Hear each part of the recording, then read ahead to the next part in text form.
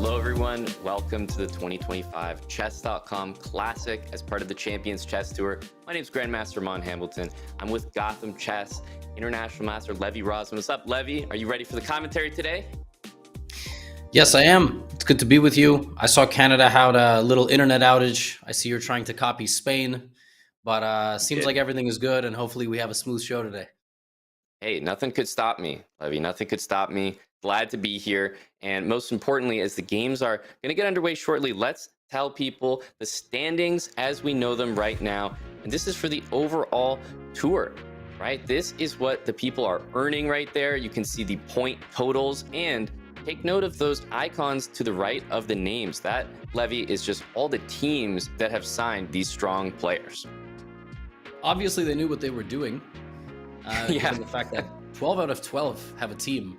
Maybe some of them waited after the first qualification, but they were obviously pretty sharp. Shame this entire list is not signed by somebody, but overall, Lamont, how does this ranking match up to maybe your pre-tour expectations when the Esports World Cup was announced? Definitely makes a lot of sense. Of course, when you look at the top 5, 6, 8 names even, but there are so many names from 11 to 20 that you just feel could easily take that step up. And we remember there are still a few spots up for grabs. And that's what we're going to be focusing on today, Levy, is we'll take a look at the bracket and we can really get that overall picture of people's path to ultimately the Esports World Cup in Saudi Arabia. So let's take a look first at the winners bracket, and we'll just jump into the winners semifinals here. You can see the path that the players have taken. And right now we have Carlsen against Abdusattorov and Hikaru Nakamura against Jan Nepomniachtchi. Levy, some very, very enticing matchups. For sure. I think when this event was announced, and frankly, when any Rapid or Blitz event is announced over the last 5 years, you kind of expect Carlsen and Nakamura to be there in the semifinals. Jan Nepomniachtchi is a Rapid and Blitz monster. So that's a really exciting semifinal matchup on the bottom of the screen. But at the top, Amon, you have Nodirbek, who didn't even play in the first event. And if he did, Correct. He didn't score a single point, which, I mean, he scored as many points as we did. But I'm very curious to see whether he's going to be the one making it through today. Yep, I think Nodirbek, based on his point total and how well he's done, may already have secured his spot as we take a look at the losers bracket. And this is where the real fight is, Levy, because there are 12 spots in total up for grabs. 10 have been claimed, which means those last 2, I mean, look at how many players are fighting for them. We have Fedoseev against Fabi, Ding against Artemiev, Wei Yi against Aronian, MVL against Arjun, and all these matches are going to be taking place today, along with some more. So, Levy, I mean, just so many strong players and only 2 spots that are still up for grabs. For sure, and games are underway. We'll get there in a moment. But from this list, about half these players are not necessarily a lock. Artemiev, Wei Yi, MVL, those guys are still fighting to survive in the top 12. Yep. I think Erigaisi and Caruana are all but locked in, even if they lose the remainder of their games, but anything can happen. And of course, we have the main events at the top. Some were voicing their concerns with guys like Carlsen and Nakamura and Nepo having an impact on the qualification of the players that can make it to Saudi Arabia, but and maybe for good reason, Amon, because they're in the winner's semifinal, and we might very well have Carlsen winning back-to-back events, but that's what happens when you have only one big superstar at the very top. It's true, yeah. You mentioned Abdusattorov, who did not play in the initial qualifier. There's also Esipenko, who's not playing in this qualifier, and funny enough, his path to qualification just involves like, hey, I hope Magnus and Hikaru can just beat everyone for me so that, no one else gains any points. So everyone has their own qualification path. And I mean, looking at the games as they've started here, obviously on the top, that is the winner's bracket. Certainly some big names up there, Levy, but we want to draw our attention to those 4 boards on the bottom of the screen, because those are the ones that ultimately impact, the rest of the official lineup. And moves are being very, very rapidly played, no pun intended, on so many of these boards. I mean, it looks like Carlsen and Abdusattorov are in a deep middle game that looks like a semi-Tarash. We've got Nakamura, Nepomniachtchi. I have absolutely no idea what is happening in that game. That game looks ridiculous. You tell me where to go. I mean, of all these games, I think MVL Arjun and maybe Vachier-Lagrave. I mean, really the losers bracket are the games that are the most important. But maybe we jump into Agree. Carlsen Abdusattorov, because Carlsen's got to maintain his foot on the gas, and Abdusattorov needs to score some points. Yeah, we have the Magnus Carlsen, someone you just simply can't overlook, no matter what tournament, what format. Always exciting to watch. He's currently on top of the table and looking to probably cement it, because let's not forget, while everything we've talked about, Levy, is about a path to the Esports World Cup, this is its own individual tournament. This is a chess.com classic. Not only is there prestige in just winning this event, there's prize money, and we know these players are representing esports orgs, so there's quite a lot on the line, even at the very top here. Can I just quickly? What makes this a classic? What qualifications do you have to hit for it to be deemed a classic? To use the word classic. I see. All right, that's classic. Let me just do a instant replay. A lot of moves were played. This is a semi-towers. This variation was very popular, maybe like 7 years ago or so. It was deemed as a nice way for Black to completely kill the game, but the traditional way, not the mirror image pawn captures, which has gotten more popular. Amon, you avoid all of this by just playing bishop f4, not dealing with any of this boring stuff. And actually, my eval bar, it just kind of got out of the theory stage. We're showing that we are still in the book mode. White can sometimes push this pawn, create some attacking chances. But do you think Magnus is looking to do that, or is he looking to get Nodirbek to provoke a fight with him instead? Yeah, I mean, we also have to remember there's 4 games in this match. I don't think anyone's trying to overstep in game number 1, either side, really. So probably a more measured approach where you kind of take your chances as they come, but definitely not looking to take too much risk.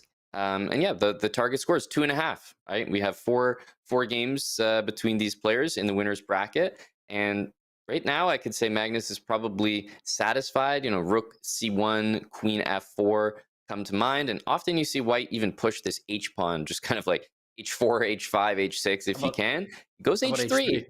Oh, that's modest. That's modest. Maybe to your point of really not doing too much here. H3 is a very anti-Magnus move. I feel like he's been playing H4 in every type of position. He played it against Duda yesterday and won a really nice game. H3 is weird. It's a weird move.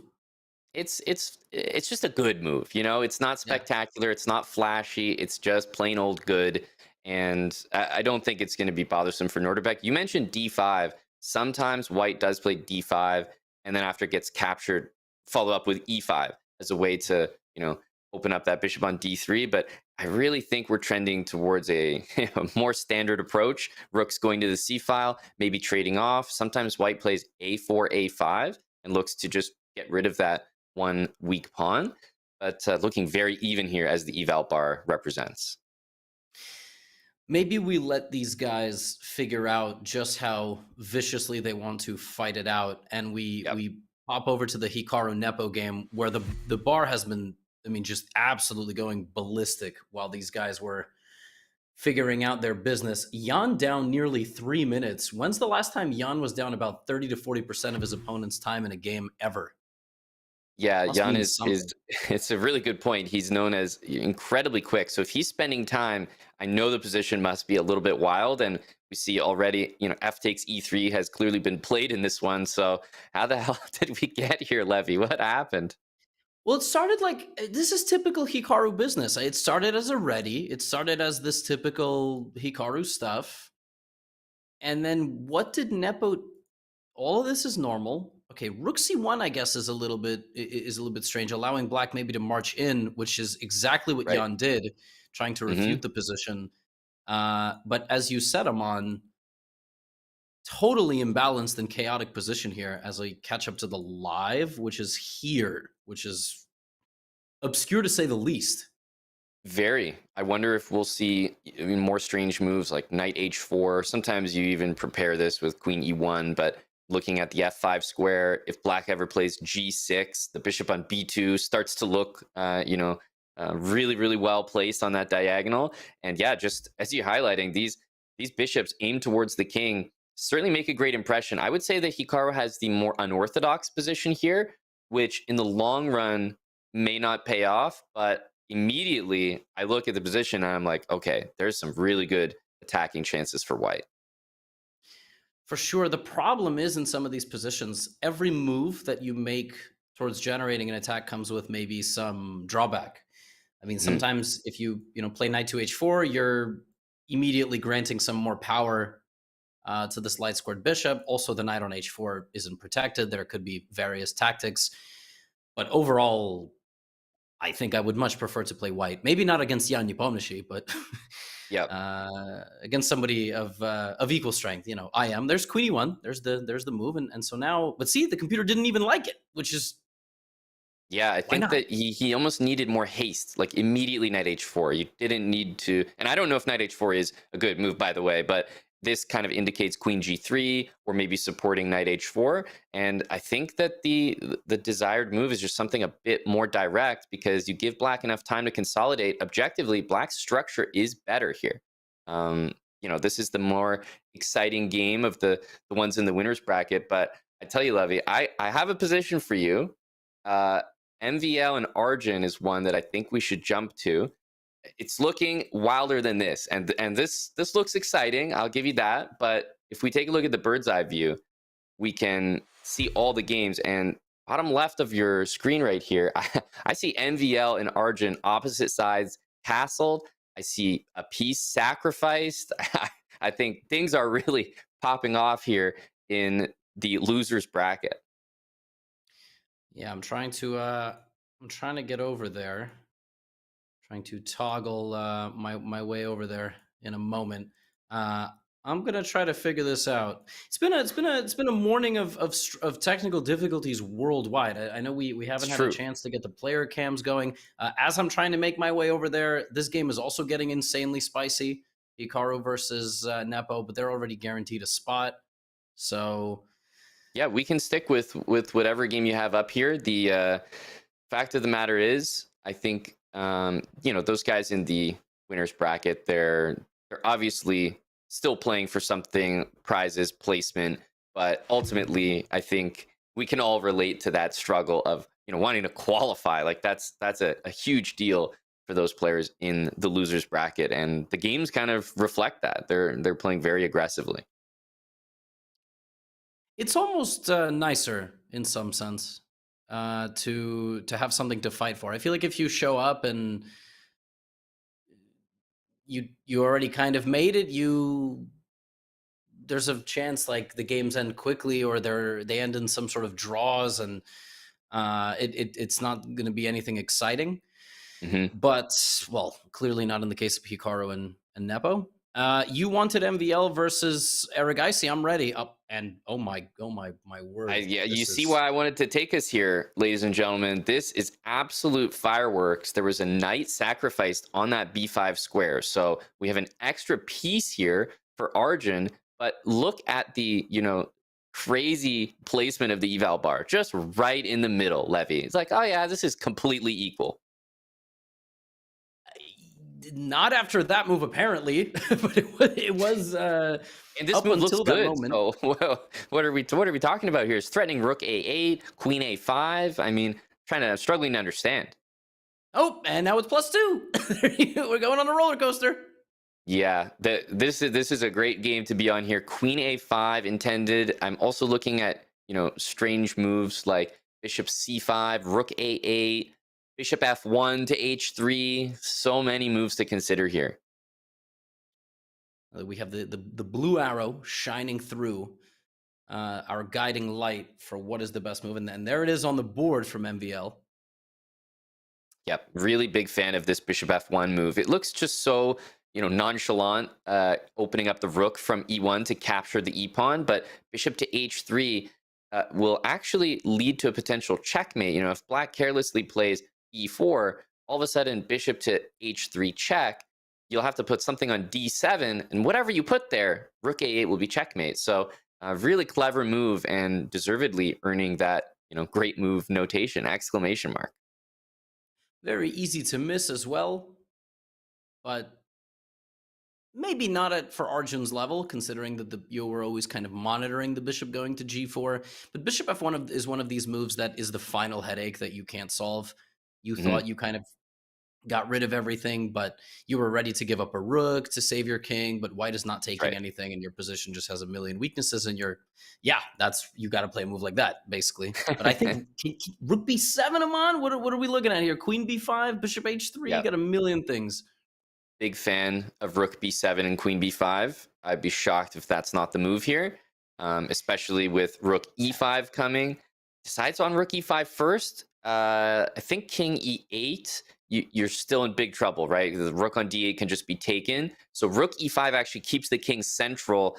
I think this is going downhill fast for Arjun. Yeah, bishop h3, and I mean bishop c5, Yep. bishop c5, it's just over. I don't see a move Yep. there.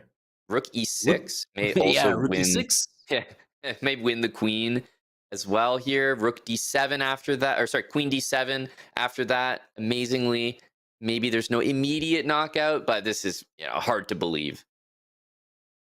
For sure. He's just trying to pick his shot here. He's got 4 minutes, and we very well might be looking at our first decisive game Yeah, very quickly. I want to kind of figure out how we got here, but I'm afraid to touch the board because I'm going to go back and the game's going to be over. So yeah, exactly. It could really wrap up any minute here. It should be pointed out that in the losers bracket, when it comes to a path to qualification, MVL is at that point in the standings right now where 2 match wins will make it happen for him. So I mean, obviously we're a long way from a match win here, but certainly to start out game 1 with a win would push him ever closer to that match victory, and he only needs 2 in order to qualify. I'll tell you, he's not going to get a better start than this one. Absolute evisceration, guaranteed to win everything. Now the bishop hanging, queen d7, rook e7 wins. Yep. And as this game is coming to an end, I just saw the bar skyrocket in the Carlsen Abdusattorov game, but we will stay here. We might get a resignation and a move. I mean, everything in black's position is falling here. Yep. And not even taking the queen. Of course, white's queen was attacked, so this is understandable, but that king has nowhere good to go. And I guess king d8 you have to try here. Nice. Take the bishop. I mean, queen b8, king e7. It's not completely over, but it's completely over probably. Yeah, I wonder what the what the move would be. Rook d7 and just. I'm also looking at pawn takes c5, rook takes g7. Just one of those moves where you just kind of keep the pieces on the board, and rook d7 will do it. He's already figured this out. Queen e5 at the end, and beautiful. Now you take everything. Guys, he's going to play this out because it's not completely hopeless. I mean, crazier things have happened. Also, we got to remember there's no bonus time, right? So yeah, that's a good point. I love this esports format. I mean, I'm sure the players don't, and I'm sure if I was a player, I would not. But as a commentator and a fan, I definitely enjoy watching no increment chess.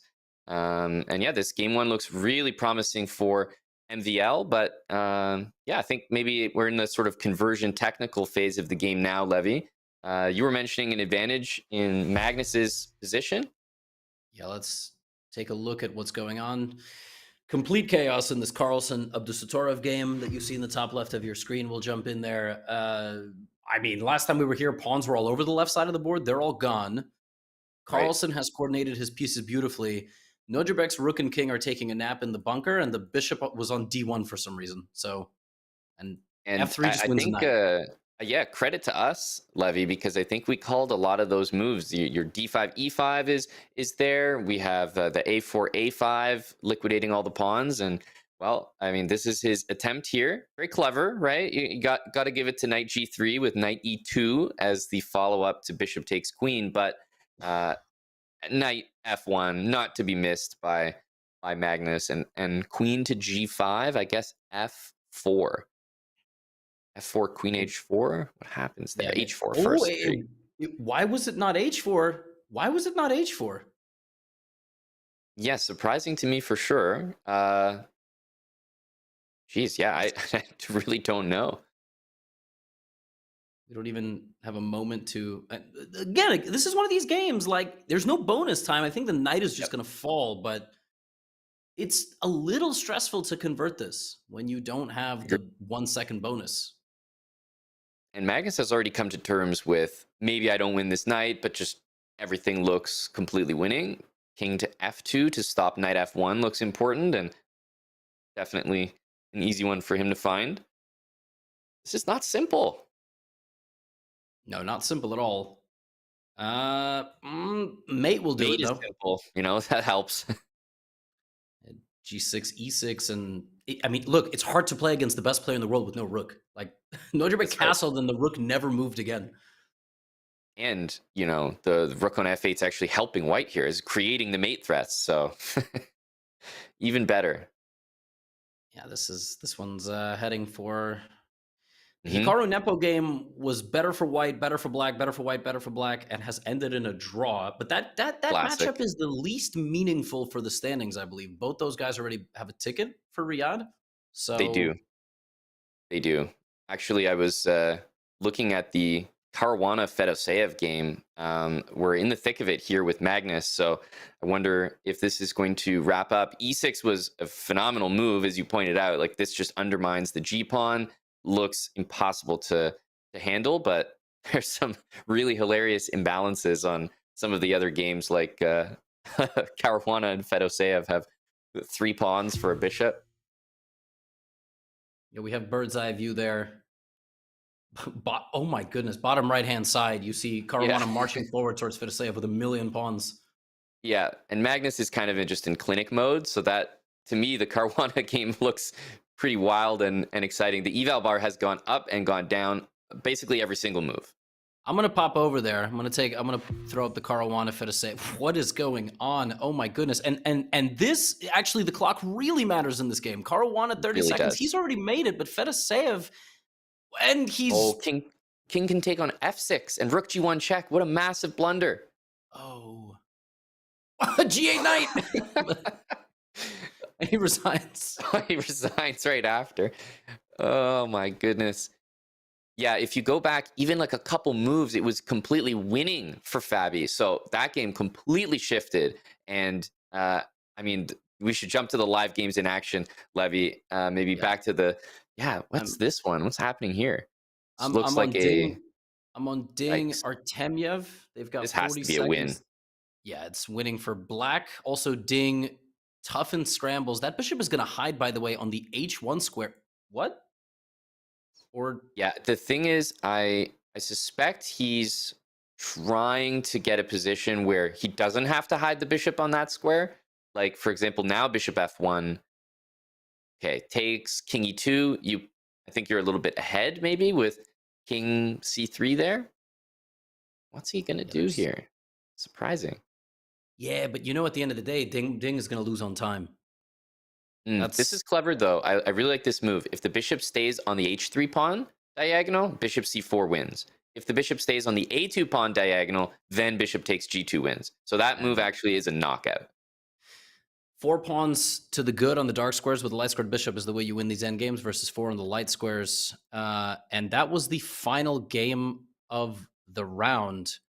Magnus did win against Nodirbek. Hikaru Nepo was a draw.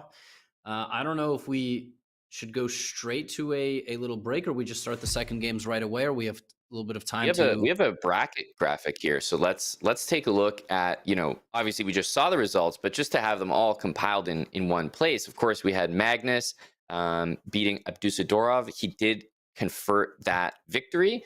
And as you pointed out, Nakamura and Nepo with the draw. So in the winners, Magnus with the early lead. And then, of course, in the losers bracket, we had Fedoseev taking the win over Fabiano. That crazy endgame we tuned into at the end. Artemyev beating Ding in that bishop endgame that we saw.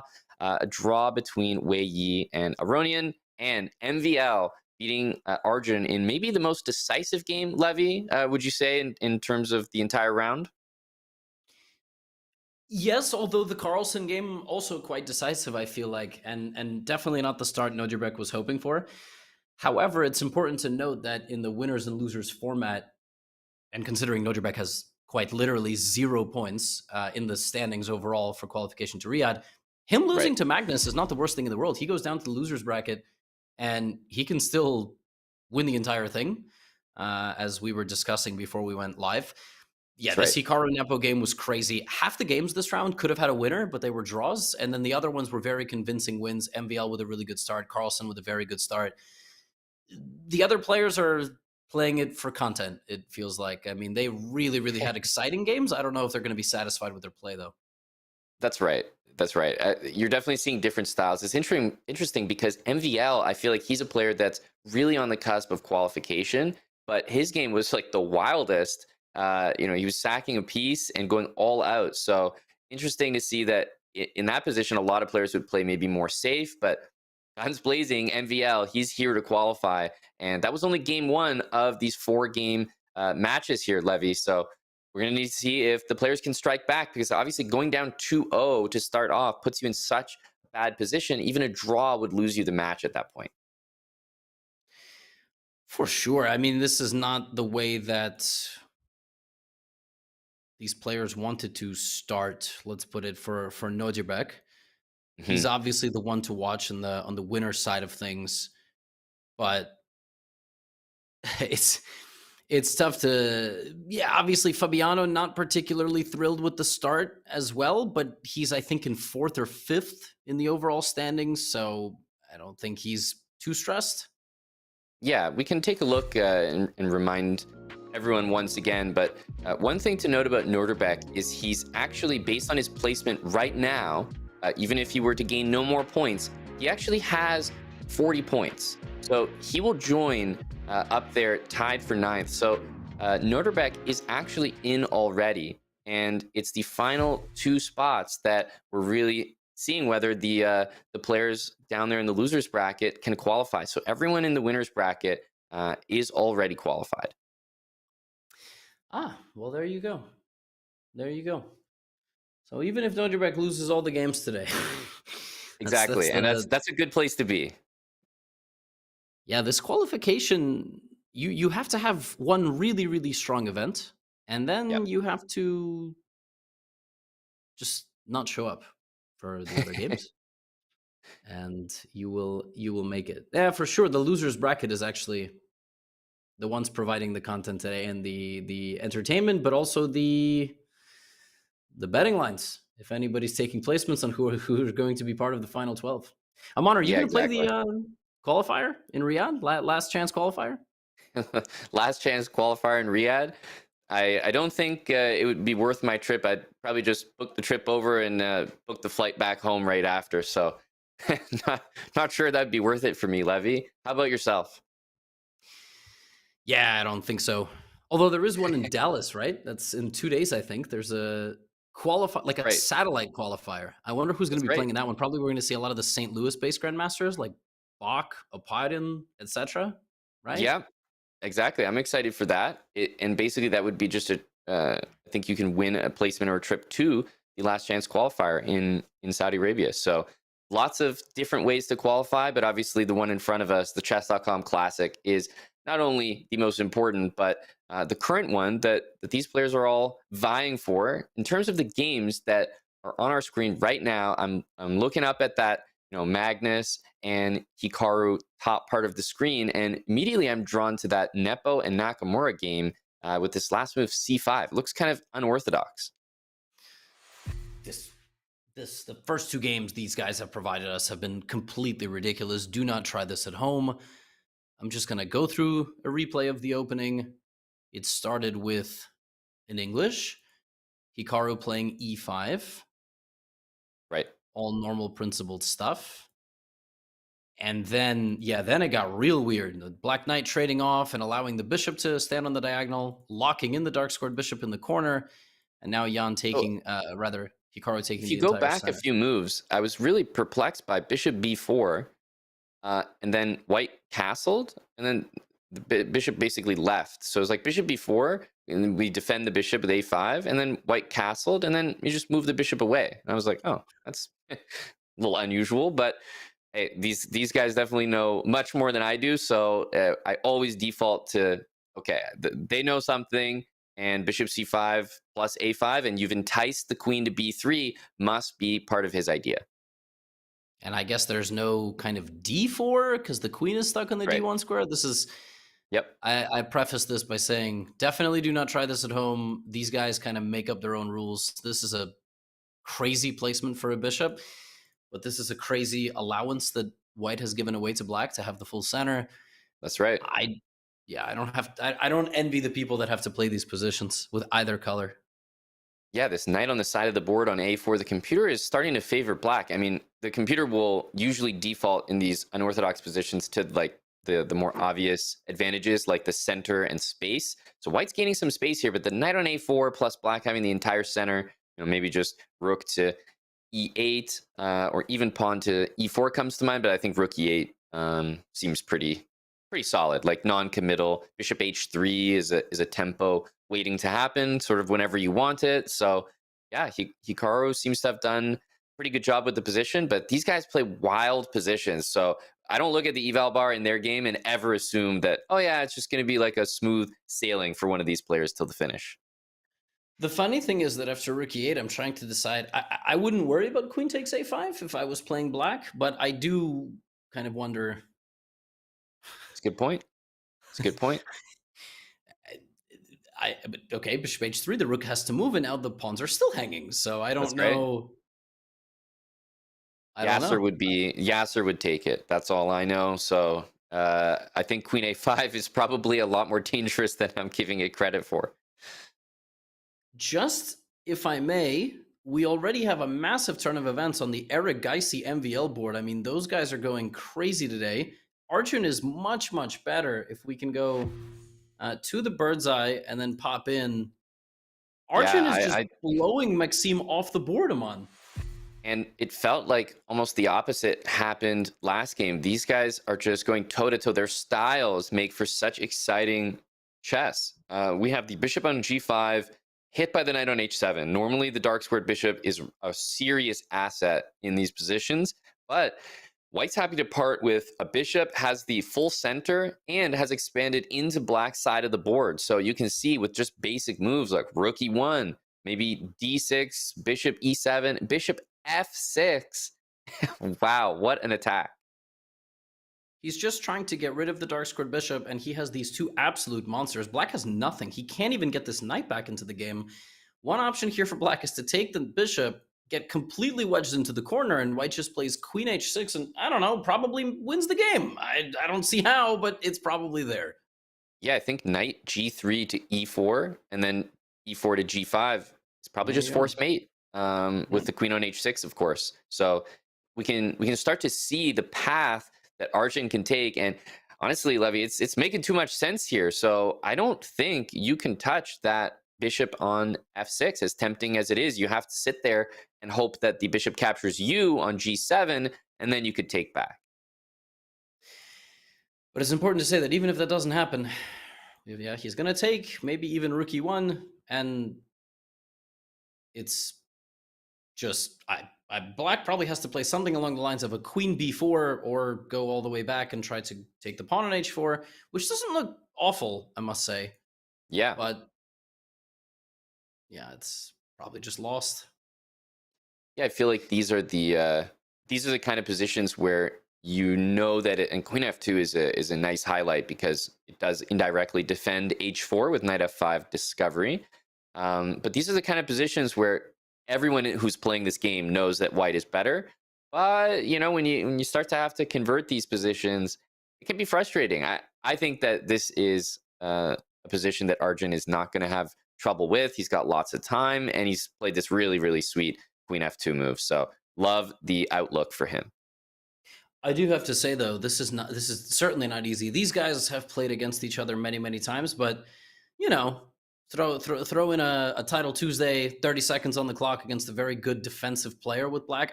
I've seen Hikaru win positions much worse than this with the black pieces, and it just doesn't make any sense. Like, what is white's next move? With 6 minutes, you find it, but with 30 seconds on the clock, it's not so simple. You take on c5, then h4 is hanging. So agreed. The h4 pawn, like if you defend it by moving the knight from g3 to e4, suddenly your e pawn is loose. So it's just, you start to feel like, man, I wish there was a nice clean move to keep absolutely everything defended, and it's just not quite there. So when we see a kind of imbalanced trade here, pawn for pawn. Arjun obviously not worried about the pawn on h4. He does it this way. There was a world in which, by the way, he could have played like knight h1 and g3 and just made 2 improving moves and kept it going. I have no idea if that was correct or not. We'll see if Arjun can convert this. In the meantime, maybe the only other massive favorite is Fedoseev over Fabiano, who has obtained also a very dominant position. I think he has an extra pawn, and Fabiano is probably well on his way to lose a second pawn, and he has a weak king, so it's going to be 2-0. Yeah, I was going to say the most important thing about that game is what it means for the match. And already having dropped the first game there, a 2-0 would be really, really tough to come back from. And it's not looking good here. The development is just crushing. I'm starting to look at rook takes g5 here, Levy, and rook f6. And then bishop e3 checkmate. Like mating net as an idea. That is so nasty. Oh my goodness, rook g5 and rook f6, not a check. Yeah. That is an idea everybody watching should appreciate. His second move to, and for the record, Fedoseev may not see it because he doesn't play with the eval bar. He doesn't know it's M8 or whatever it says. And that is not a move you look at here. You kind of look at rook f6, rook g5, rook f5. Amazing idea from Aman. I mean, it's so helpful. Just, I mean, we tune in and obviously white's got an advantage, but I see the eval bar jump. Obviously, I don't know what the move is, but if it's jumping that high, you immediately default to winning ideas. So it really makes a difference. And rook g5, I would be surprised if it's played. And otherwise, I don't know, h4 could also be a move. Like, there's just so many good moves that he doesn't need to find rook takes g5 to be completely winning. I wonder if he's going to find it, though. 4 minutes on the clock. Surely he's looking at h4. He's looking at a way to just be up 2 pawns. Yep. And I'm curious if he plays it. Okay, so he doesn't play it. And, he's just going to go on to have an extremely good position, I guess. Let's say. Maybe not. Just so. I mean, there was probably better there. Let's put it that way. Yeah, probably it still wanted rook takes g5 there. But okay, it looks like it's back to a fight here between Fabi and Fedoseev. This is nowhere near as winning as it could have been with that amazing brilliancy rook takes g5. Levy, should we take a look at Magnus? Whoa, what the? Oh, he hung rook g5 him on. Was that a slip for rook d5? It was a slip. Oh my goodness. That was a slip. Right? That's the only explanation? You're absolutely, yeah, rook d5. Must be. And the Rook immediate d5. resign after tells me that could have been the case. Unless, and this is possible, by the way, unless he intended rook takes d4, pawn takes bishop e3, and he just completely hallucinated that it could be taken on g5 with check. Like the rook on b5 swinging across the board. That's possible as well. No, but I think I agree with you. I guess my only question there would have been, was he just ready to give up the pawn on b7 and look for some sort of counterplay? But unreal. Wow. Yeah. Tough to explain. One of those two things just happened. And maybe let's jump in on Magnus and Abdusattorov and see what's going on in that game. But geez, I'm glad we were there to catch that moment. This game, very, very different from the first one. The first game was a semi-Tarrasch, completely kind of clarified pawn structure within the first 10, 15 moves. And this is very different. Complete imbalance. This one, Aman, it's going to be a crazy 6 minutes to the end of this game because they both have 3:30 on the clock. I mean, the lack of the bonus time here is so tough.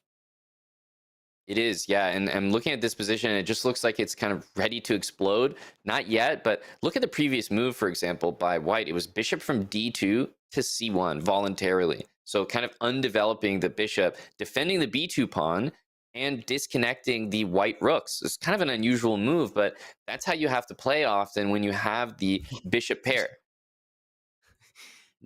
As we explained, Nodirbek playing bishop c1, he moves the bishop back to e3. Oh, maybe they're just going to repeat moves.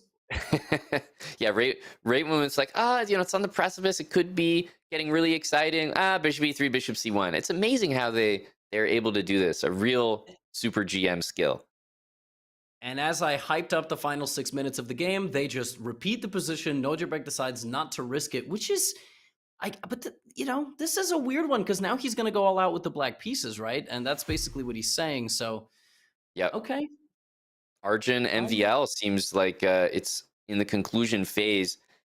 I think that's the next place to go before we go elsewhere. The rest of the games look pretty even, but I mean, this Levy, I think, is probably going to even that match up, right? It's MVL and Arjun just going for each other's throats in terms of their moves here.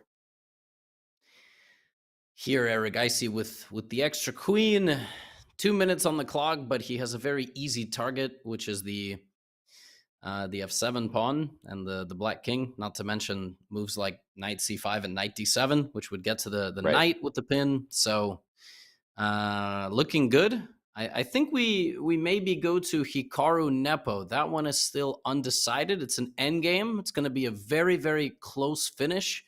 Jan is trying to defend it. He is a pawn down and 40 seconds down, which is kind of miserable, if I do say so myself. I might not lose the endgame, but he will lose on time. Yeah, you definitely don't want to be in these positions. And of course, who else? It's Hikaru Nakamura, online specialist, especially when it comes to just maximizing time and using it as a weapon. So he'll certainly view this as not only winning chances on the board, which he definitely has, by the way, but also additional winning chances with the clock. Putting those two things together, I think he has real good chances to claim the full point. Rook d1 is being indicated as the move. I'm not sure. Not sure. Yeah, he plays it though. Wow. Running the king to g8 is a technique that I would have not done. But yeah, I was thinking king d6, but he didn't want to allow the white king maybe to encroach on the g pawn, and now they're kind of just shuffling. Because the other thing is when you have this type of clock advantage as well as a pawn, you start to realize, well, I don't want to commit right now. I'd rather shuffle pieces and commit later to just reduce the total time. And that's definitely what it is. Also, is that as the clock gets lower and lower, Jan will have a lot less time to react to things. And yesterday there was this ridiculous game that he had against Fedoseev where I actually thought his tweet was calling Fedoseev a clown. I didn't know if Jan was calling himself a clown, Fedoseev a clown, both of them clowns, everybody a clown. Now it's a draw, Aman, which I don't. How is this a draw?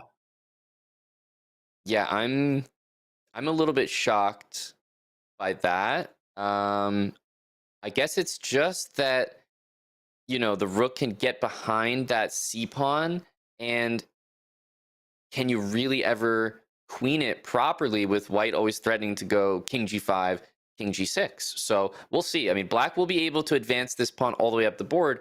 Once it's there, though, how do you extract the king without giving up the entry to the g pawn? I think you've just summarized it perfectly. The black king is going to get to c1. Oh, and it's losing again. Okay. That was beyond me. I thought exactly as you said that this is not possible now for the black king to get out, but. So let's see. Yeah. I mean, black wants to go rook g2 and like rook d2 and king over. Obviously the king can go to h3, so it's not that comfortable, but I mean, that's it. We're just kind of seeing. Yeah. That was just a win. I don't know where the draw was. Yeah. But there might have been one. We have one game remaining, 40 seconds on the clock for Artemyev. Let's jump right to it. For Ding, we will check in on this game. Interesting. Yeah, the bishops are just so dangerous, but I mean, nothing is more important than just a clean extra pawn, and maybe two. Definitely trying to make it two here. Bishop to e6, I suppose, taking a2. For sure. And does Ding strike you as a guy who's going to dirty flag his opponent? He does not. I think I'd love to see a mentality shift, because guess what? That's what this event is all about. And look, if you have more than a minute advantage, I would start to really consider it. Because look, go play defense, right? Try to defend as best you can, but at least he'll have that in his back pocket to fight for a draw. Yeah, 27 seconds for Artemiev. He is still playing for a win, but he's also playing not to lose on time. And yeah, Ding has to keep pieces on the board. B7 is about to win. Okay, this I think is unlosable now for White with the clock. Yeah, just because I agree totally. The knight will go over and take the G pawn at minimum. But yeah, this is very likely going to be, I guess you could definitely still lose this, but no, I think F5 and you win a pawn, but ultimately you make a draw. And that will be the last game of the round. We're going to pull up the bracket as Artemiev will play out. This is a very typical ceremony, a ritual among top players. You don't agree to a draw, you force the draw on the board. Yeah. And Artemiev, the last game of the round, 1.5 to half. We should definitely check in on what else has happened, because Carlsen and Abdusattorov had a draw that ended a bit prematurely. Nakamura got a win against Nepo. Very, very convincing, even though the engine for a moment said that it was a draw in the endgame. I mean, it's really from a practical standpoint. Never that. And the only 2-0 is Feraseyev Caruana. A really unfortunate start for Fabi. He had a winning position in the scramble. Then he lost. Then I guess he mouse slipped in the second game. But the good news, Aman, is he is likely still going to Saudi Arabia no matter what. That's right. We're looking at the results here. Magnus 1.5 to half. Hikaru 1.5 to half. So both leading, but a best of 4 obviously means there are more games to be played. But in the losers bracket, we have another matchup there that was confirmed, because look, I mean, Fabi dropping out. He's out of this event, knocked out, but he's still on the path to the Esports World Cup, right? We'll see him there because of his qualification earlier, Levy. For sure. And to me, the most curious thing is when the winner of the losers bracket can come back to play in the ultimate grand final. Feraseyev is so good, and he gets the win over Fabiano. All eyes on him, as far as I'm concerned, to see if he's going to be in the top 4, top 5 as we head over there. But yeah, that's where all the excitement is for today, Aman. Well, we'll see if Nodirbek can also make a comeback against Magnus on the winner's side of things. That's right. That's right. We're just at the halfway point, which means we are going to take a break. But before we do, I want to tell everyone here about Neuro. As seen on Shark Tank, Neuro's Calm and Clarity, or Sleep and Recharge mints, are the perfect supplement to a long day of grinding chess. Keep a cool head and live in the moment with Calm and Clarity mints, a science-backed blend of GABA, L-theanine, and vitamin D3 to help balance your mood or declutter your mind. Or try the Sleep and Recharge melt away mints, developed by sleep experts to help you fall asleep, stay asleep, and wake up refreshed. Ready to find your inner peace? Visit go.chess.com/neuro or use !neuro in chat right now and save 15% with code CHESS15. And of course, with that, Levy and myself will be back with more chess.com classic action right after this short break.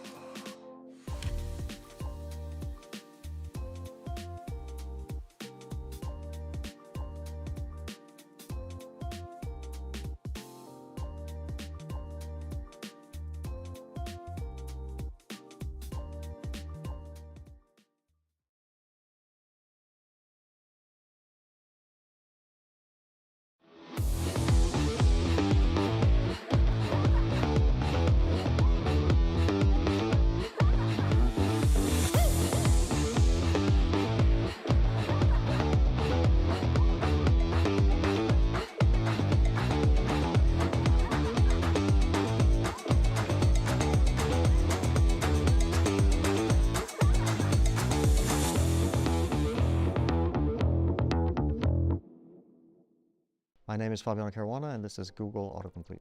What is Fabiano Caruana's favorite chess opening?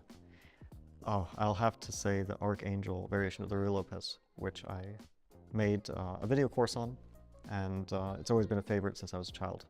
What does Fabiano Caruana do with C-Squared?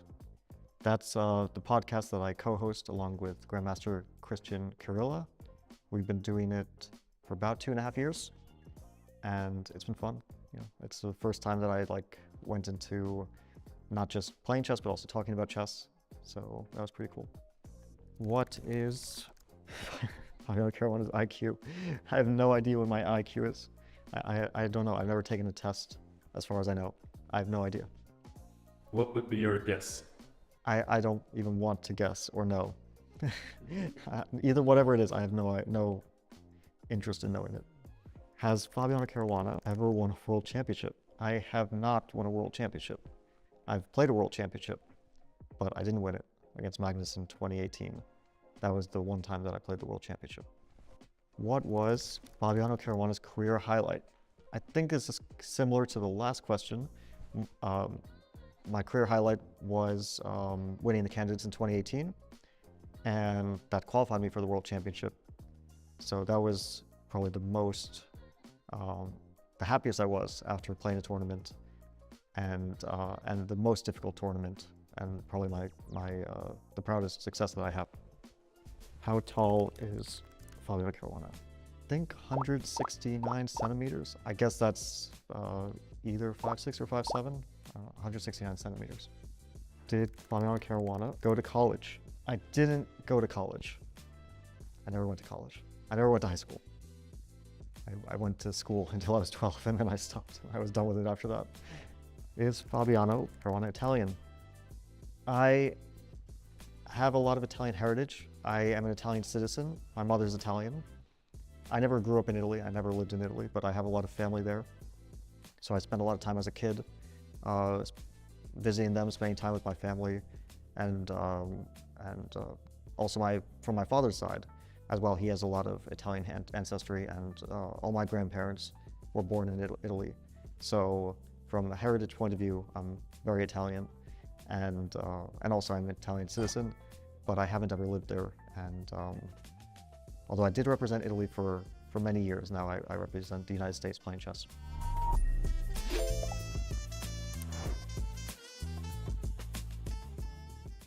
The fastest, easiest way to improve your chess is now the most fun way to improve your chess. Chess.com's brand new puzzles now have loads of exciting features to make solving a joy. Earn points and race your friends across puzzle tiers from wood to bronze, all the way to legend. Rack up bonuses for streaks, for speed, for accuracy, for daily solving, difficulty, and more. And now, you can get feedback from Coach while solving puzzles. Coach lets you know what each puzzle's goal is and why a move doesn't actually work. And, as always, puzzles will be selected just for your level from our database of hundreds of thousands of high-quality, beautiful, brilliant, and instructive puzzles. So what are you waiting for? Try puzzles today on web, Android, or iOS, and have a blast leveling up your chess.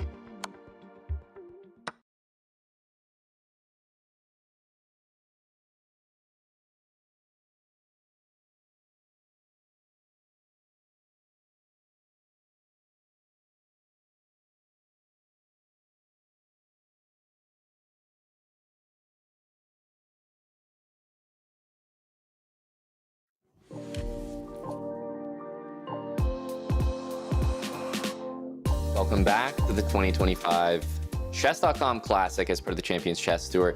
Levy, we just saw a bunch of games take place, and there were some really exciting ones. We even saw what we thought was a mouse slip, and that was a very critical result. It actually meant that the match was all of a sudden over for Fabiano. So let's take a look at the bracket. And Levy, taking a look at those results, I'm definitely excited for the matchups we're about to get into, because down there in the losers bracket, you have to focus on not the matches that are already concluded, but the matches that are tied 1-1.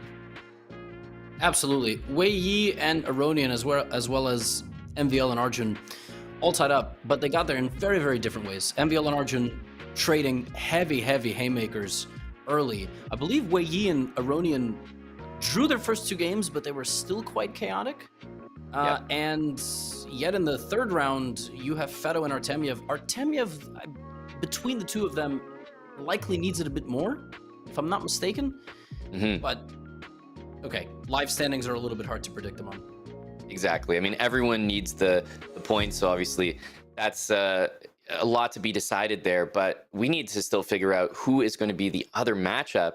And for that reason, I want to remind everyone about the format that we use for Armageddon. This is how we break the ties in this chess.com classic. So the players actually enter bids. We already have those. I'll tell you in a sec.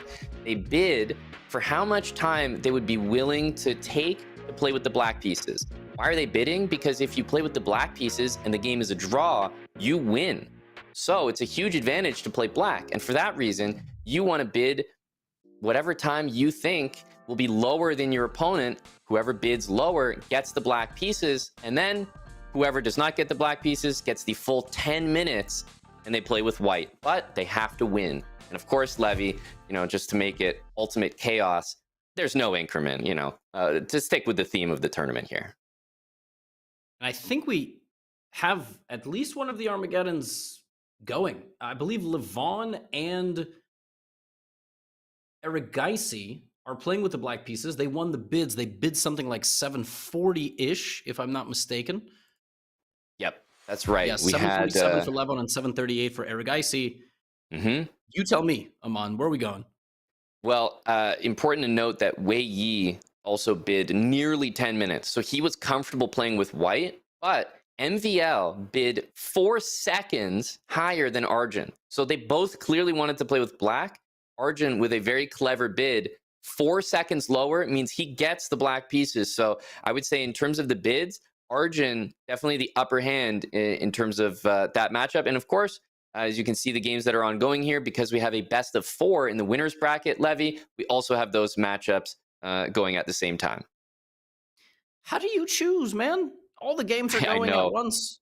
Carlsen, at least there's less than there was last round, before the break. At least it's slightly easier rather than picking between 6, but it's still so difficult. I'm immediately looking at Aronian and Wei Yi. We haven't dropped in on their games so far in the event, and this is also an opening that, looks kind of interesting here. Kind of a French setup that you don't always see too often.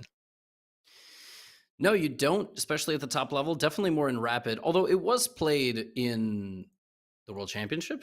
It was a typical, some sort of sideline variation, but just to remind everybody, we're not going to pull up the standings or anything like that at the moment. Wei Yi in the live standings was roughly at that 9-10 spot. And him getting knocked out here would be really difficult because actually Levon is in 13th. So Levon would be making progress at the expense of knocking out Wei Yi. And probably, all things considered, Wei Yi will still maintain a position of like 10th, 11th. Yeah, there's a lot to play for. There is a lot to play for. My understanding is that Wei Yi is safe with his 40 points, but probably the easiest way to think of it, especially for people watching, is that Levon and MVL, their path to qualification involves match wins. So they're actually both involved in an Armageddon right now, which means, simply put, Levy, they both have to win. It's, let's reduce it to that. They both have to win to move on, or that's it. Their chances of being in the Esports World Cup this year are over. Yeah, that's absolutely right. I guess if Yu Yang Yi or Yesipenko were still in the losers or the winners bracket, potentially getting more points, they're battling with Wei Yi a bit, but neither one of them is here. So if MVL loses this Armageddon, or if Levon loses the Armageddon, they are knocked out and they are not going to Saudi Arabia. I guess unless they play the last chance qualifier, right? Yeah, exactly. Could be a very busy time in that tournament over there. But I mean, let's think about the position here for a second. Levon, obviously, with that pressure, the good thing about his position is the time is evening up, right? Wei Yi, I mean, the time is almost even, and black has draw odds. So just looking at this from an outside standpoint, I would say that position aside, this is going really well for Levon so far. We have to remember the most likely scenario between two people playing at this level is a draw. Yep. But then when you start introducing things like online, things like internet connection, things like 10-minute chess with no bonus time, it definitely increases the likelihood that a game is decisive. But yet, if one person controls 2 of the 3 possible results of a chess game and the time is not even a factor anymore, it is a massive, massive, massive advantage. So we're in the real critical moments of this game. In every Armageddon I'm on, I feel like there's a moment black catches up on time, and you have this like 3 to 5 move span of, does white control the pace? Does white put any more pressure? Or does white totally collapse psychologically? And then does black get impatient and lose the thread immediately? So we're going to see how good Levon's nerves are in a moment. Yeah, we will. I have to admit, looking at the position here, for sure it's very balanced, but I do appreciate Wei Yi's control over the dark squares in this position. There's the bishop on e3 and bishop on e7. So watch out for those bishops. If they're able to be exchanged, I do like Wei Yi's position in general. So yes, bishop f2 to h4. I actually really like this idea. So that's on my mind, Levy. I think if the bishops exchange, I really like white's chances. But yeah, maybe bishop f2 right now. Seriously, don't mind that. Don't mind that attempt. By the way, that's exactly what I was saying. It's that critical moment where Levon probably feels he's made it back into the game. Yep. Bishop f5 inaccurate for some reason. Could be h3. Could be some king h1, rook g1. You really don't know. There might be a moment you can take on f5, and like Aman said, yeah, exactly. This is that idea. You get rid of black's bishop pair, you get rid of black's better bishop of the two, and black is left with a pretty miserable pawn structure. So tough position now, and Wei Yi has to be clutch here. That's right. There's advantage for white here. The time still that 1 minute edge, so evening back up. Maybe let's jump to the bird's eye view. We have obviously the other Armageddon that we want to make sure we take a look at here before we jump to some of those winners bracket games. So Arjun MVL, Levy, is it as wild as we remember from these two? Well, I just showed up and one of the guys doesn't have a queen, so that's okay. That's a yes. That's a yes. It says it's roughly in the balance. Look, I'm gonna just very quickly go back because I need to know. I mean, it was a Spanish, and where did the white queen, trapped or sacrificed, or what happened? It was sacrificed. Wow. And it was a brilliancy, and he got a loot for it. I mean, he got an extra pawn. He's getting more tactics from NVL Aman, and he's going to win the knight in the center. Oh my goodness, the double brilliancy so far. And the material is actually going to be, after this knight on d5 is captured by MVL, it's going to be 2 pawns and a knight and a rook for a queen. So that's as you said, pretty good loot. Not to mention, I mean, just total control over the center and the open files here. So what a game. And remember, it's a must-win game for MVL. This is exactly the type of position that you would want in this Armageddon format. Both of the Armageddons are actually very interesting positions to play when you're in a must-win. Wei Yi is slowly building up a kingside attack. We saw rather the position that he had, although over the last few moves, Aronian has gotten a really nice blockade. But this one, as you said, Aman, you sacrifice a queen, you have 2 extra pawns, unbelievable levels of imbalance, and you have maintained, and not only maintained, I think you actually almost extended your time advantage. So it's tough task here for Arjun, who missed a chance there maybe with bishop to d6 to equalize. But how do you actually win this with white is really the question. Well, the first thing is I would be enjoying my 2-minute plus time edge. So white has the type of position where everything is defended. It doesn't feel like a lot of things are being risked in this position. So even just continuing the game, even if the advantage doesn't build, the time will reduce. So even a move like h3, like I fully get that move. MVL is not looking for a knockout blow, even though the engine is probably saying it's there somewhere, just find it. I totally understand. Just play the normal looking moves and keep that clock hopefully ticking for Arjun. really tough spot also for black. I mean, you had ideas like rook takes f3, damaging the pawns, opening up the king, but then you get mated. So that's Right. that's not going to cut it. The rook on d7 is so nasty because the black king just can't get off the back rank ever. Hmm. I don't know how you're maybe some queen b5, queen c6. That's the idea for black now.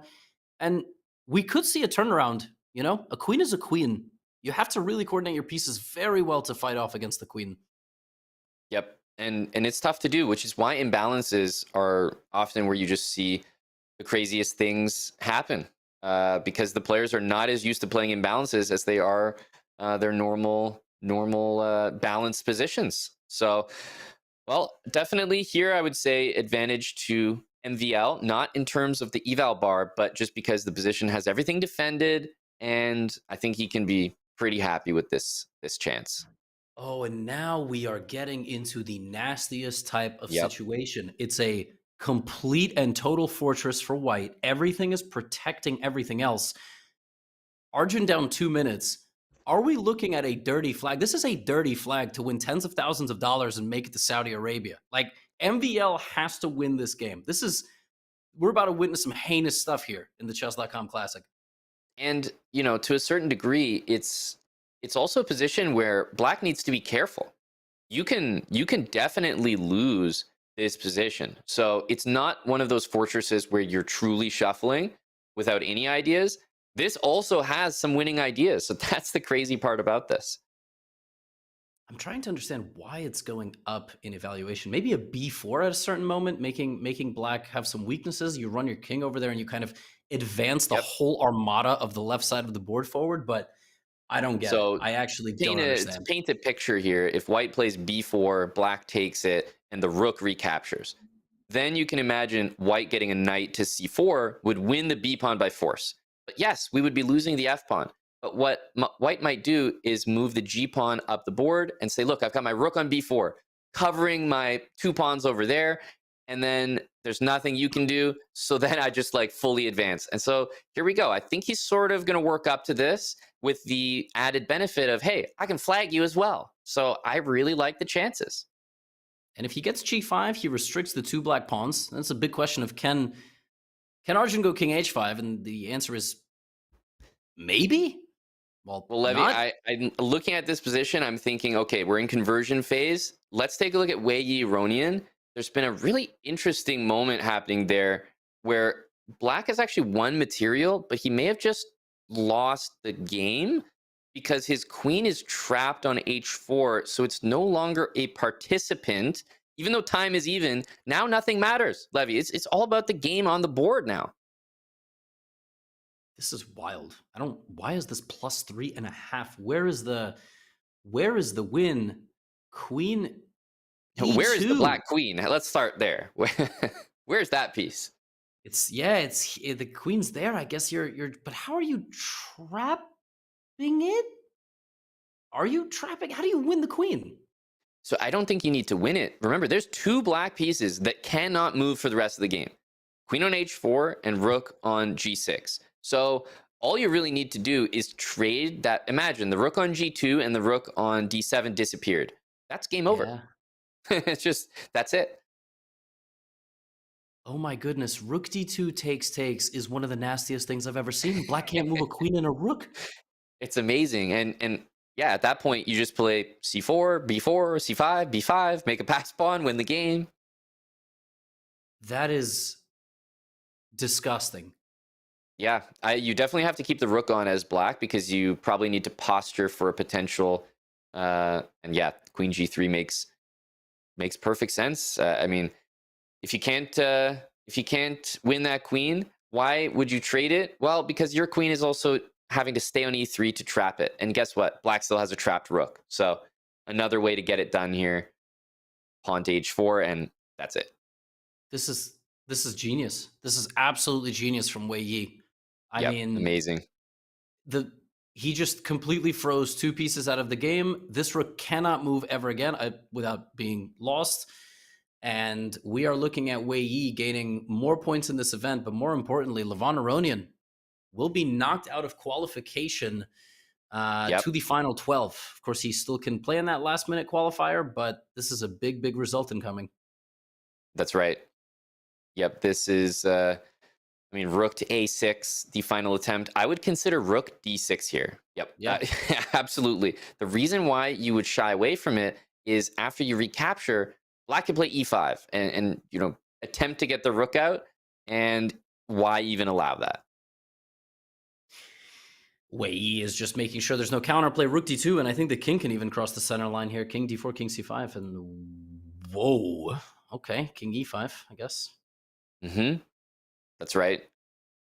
And obviously, guys, there are games between Magnus and Hikaru both going on, but truthfully, I mean, this is the last moment for Levon Aronian. Unless he can find a way to draw this game, he'll be knocked out. And remember, those matchups in the winners bracket are a best of 4, so they are a little bit longer. But it's really time running out here for Levon. I'm just not seeing how he can come back.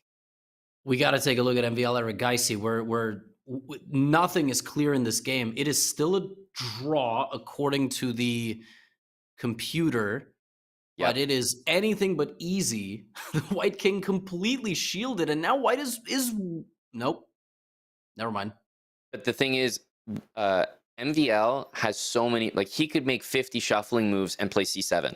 Like, it's really a game where, yes, you can win on the board. You also have great chances on the clock, and this is just not possible to defend. No way. Yeah, King is running. Maybe he can make 810 moves, but I kind of doubt it. I mean, with, that would. I mean, surely someone would go try to reclaim that record if that was done. Yeah, but I think with 50 seconds on the clock, it's looking unlikely. Armageddon will go down. MVL clutch. It's not over, but all signs are pointing to this being the end. And this does not qualify him. We should remind everyone, this doesn't automatically qualify him, but it continues his path. If he would lose, he would be knocked out, but this gets him closer. And look, no more checks. G6 pawn falling plus the time. Yeah, this is running out here. Honestly, a beautiful game. Both Armageddons have been really beautiful in different ways. Very exciting. And yeah, this should be a conversion here. Knight to c6 and rook d6, and then finally king d8. And that should do it. Ooh. Queen and queen d7, or maybe we'll see a king checkmate here. That's queen g5, king c7 with the mate. Armageddon won't be happy, but he is still in, and MVL gets the win. I'm going to pop over to the Wei Yi board. The rook is broken out. I don't know how that happened. Where's that? Whoa. This is unbelievable. Levon just saved this game. I don't know how that rook got out. We can check after maybe, but right now we're sticking with a position where Levon jailbroke his rook and is now making a draw, and this would keep his chances alive for the Esports World Cup. How the heck did he do that? I have no idea. This is, and he sacks. Oh my goodness, the bishop is off the board. The rook is out. This is a drawn rook endgame. If anything, Wei Yi's going to lose on time. Not to mention the board. Yeah, 20 seconds. There's no way that White wins this game all of a sudden. He's going to lose on the board. Oh, wow. Aman, how did this happen? I have no idea. It was in jail. Like, you just had to not move the pieces. Wild. Absolutely. Just, okay. Yeah, it's just the draw. And he doesn't need to win. I mean, he's got time. And anyway, Wei Yi's going to accept his fate. And that is a draw, which in Armageddon rules means a win for Levon Aronian. So we can report that both Levon and MVL are moving on and keeping their chances alive. Incredible finishes in both Armageddons, Levy. We could not have predicted that, but there is still one more live game we should jump to. Yes, and we have Hikaru Nepo. Let's put this on the big screen. 30 seconds for Hikaru. Looks like Jan is going to be getting revenge. And I've just been informed. So if MVL and Aronian lost, they were out. If one of them wins, Yu Yangyi is out. But if both of them won the Armageddon, Yesipenko is out. So oh my goodness. they just knocked out Yesipenko and Yu Yangyi. That's right. Yeah, the implications are crazy because we remember that those players are not here competing. So they've just put up a certain amount of points, and as soon as it gets surpassed, unfortunately, there's nothing else they can do. And that is going to be a win on time, of course, but also the position here. Yeah, this is completely over. Wow, what a result. And evening up that match, 1.5 to 1.5 in the winners semifinal. Levy, what an eventful round here. Yeah, completely crazy. Hikaru, by the way, resigning. Obviously, 14 seconds on the clock. You best believe Jan Nepomniachtchi is going to win on time, but Queen G3 is not even it's not the cleanest, but you win the pawn on G2, the king is hunted out, and this match all square, completely combative, really exciting games. Aman, maybe we take a look at the bracket and let's do it. We debrief what's going on. Carlsen drew the third game. Listen, you give Carlsen a lead in the match. I think he's going to handle himself very professionally. Nakamura, Nepo, 1.5. They are definitely the people's main event, as they say. Fedoseev and Artemiev qualified in the third round of the losers bracket. And Aronian MVL, the Armageddon brothers, who just knocked out Yesipenko and Yu Yang from the top 12. They have to play against each other. I think we're going to get some breakdown also of what that matchup means, right? Yeah, I mean, also Aronian and MVL, basically because they're both up against each other, I think they have such a similar qualification path that I think it's as simple as only one of them gets through. That's just the way it is. They matched up against each other in the losers bracket, so that is going to be very exciting. Magnus Carlsen only needs a draw to secure his victory in the winners bracket, which means that we are returning to our live games, Levy. But I know you're complaining about there's so many exciting matchups to go to. Well, now we only got 2, so we're narrowing it down here for you, Levy. No, for sure. And also Fedoseev, I love like all the different implications. So MVL Aronian move on, but the loser of that match needs Fedoseev to also lose. They're rooting for Artemiev because Artemiev is doing so well. Yeah, mad scenes. And we start the losers bracket also today, right? They start in the next round. Exactly. I think we conclude these best of 4s and wrap up this, and then everything gets going together. So it means that we get a little extra attention, a little extra love for the conclusion of these matchups right here as Nepo and Nakamura. First of all, I'm looking at that game.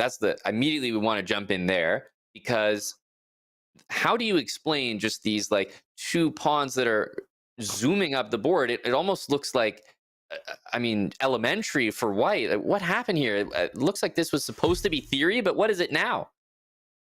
Hikaru was completely lost in like 30 seconds. I'm confused. What was the best move there? C7 and then what? So C7 bishop to D7 is going to be played, right? And then are you supposed to go bishop A6 and bishop B7? I don't know. Try to pick up a rook. It doesn't feel that guaranteed. You could take on D7, but the king is going to take. That's not very convincing. Yeah, I don't know. I can't tell if this is our computer not being sophisticated enough or what. And maybe this is some really deep preparation. It came out of the Hikaru special, the Mirror Queen's Gambit. Accepted, right? E4. Now this is, I've definitely seen this before, so this all seemed pretty standard, but it was here where I was like, okay, I feel like I've seen this almost like from a Grunfeld sometimes as well, and then knight d7, bishop b5, but the routine bishop g7 somehow was just like not viewed very nicely by the engine at all, and it just wanted to thrust the pawn up the board. So what are we missing here, Levy? Because could this have ended right away? Yeah, C7 check. It looks like would have been the move. Dare I turn on our analysis? C7. Yeah, there was C7, bishop D7, knight C4, winning on the spot. Because if the bishop takes the bishop, knight takes with promotion. If the knight takes the knight, you take with the rook, and all the same problems. And it was just losing. It was losing for black. Yeah, knight c4, and then rook takes back on c4, and black can't castle because the bishop is hanging. That's, easy to miss for everyone involved. Us, them, the whole shebang. So, here we are. We're in a more standard position, and I guess that's what you get though. You miss that moment if you're Jan Nepomniachtchi, and all of a sudden Hikaru gets a phenomenal position. Both bishops working. Yes, down a pawn here, Levy, but amazing compensation. For sure, for sure. And this is why you play the double Queen's Gambit. I can't believe everybody knows that this opening is getting played when they play against Hikaru, and he's like 2.5 out of 3 in classical chess with this opening. I know this is not classical chess, but it's mind blowing. I guess in rapid chess to survive some.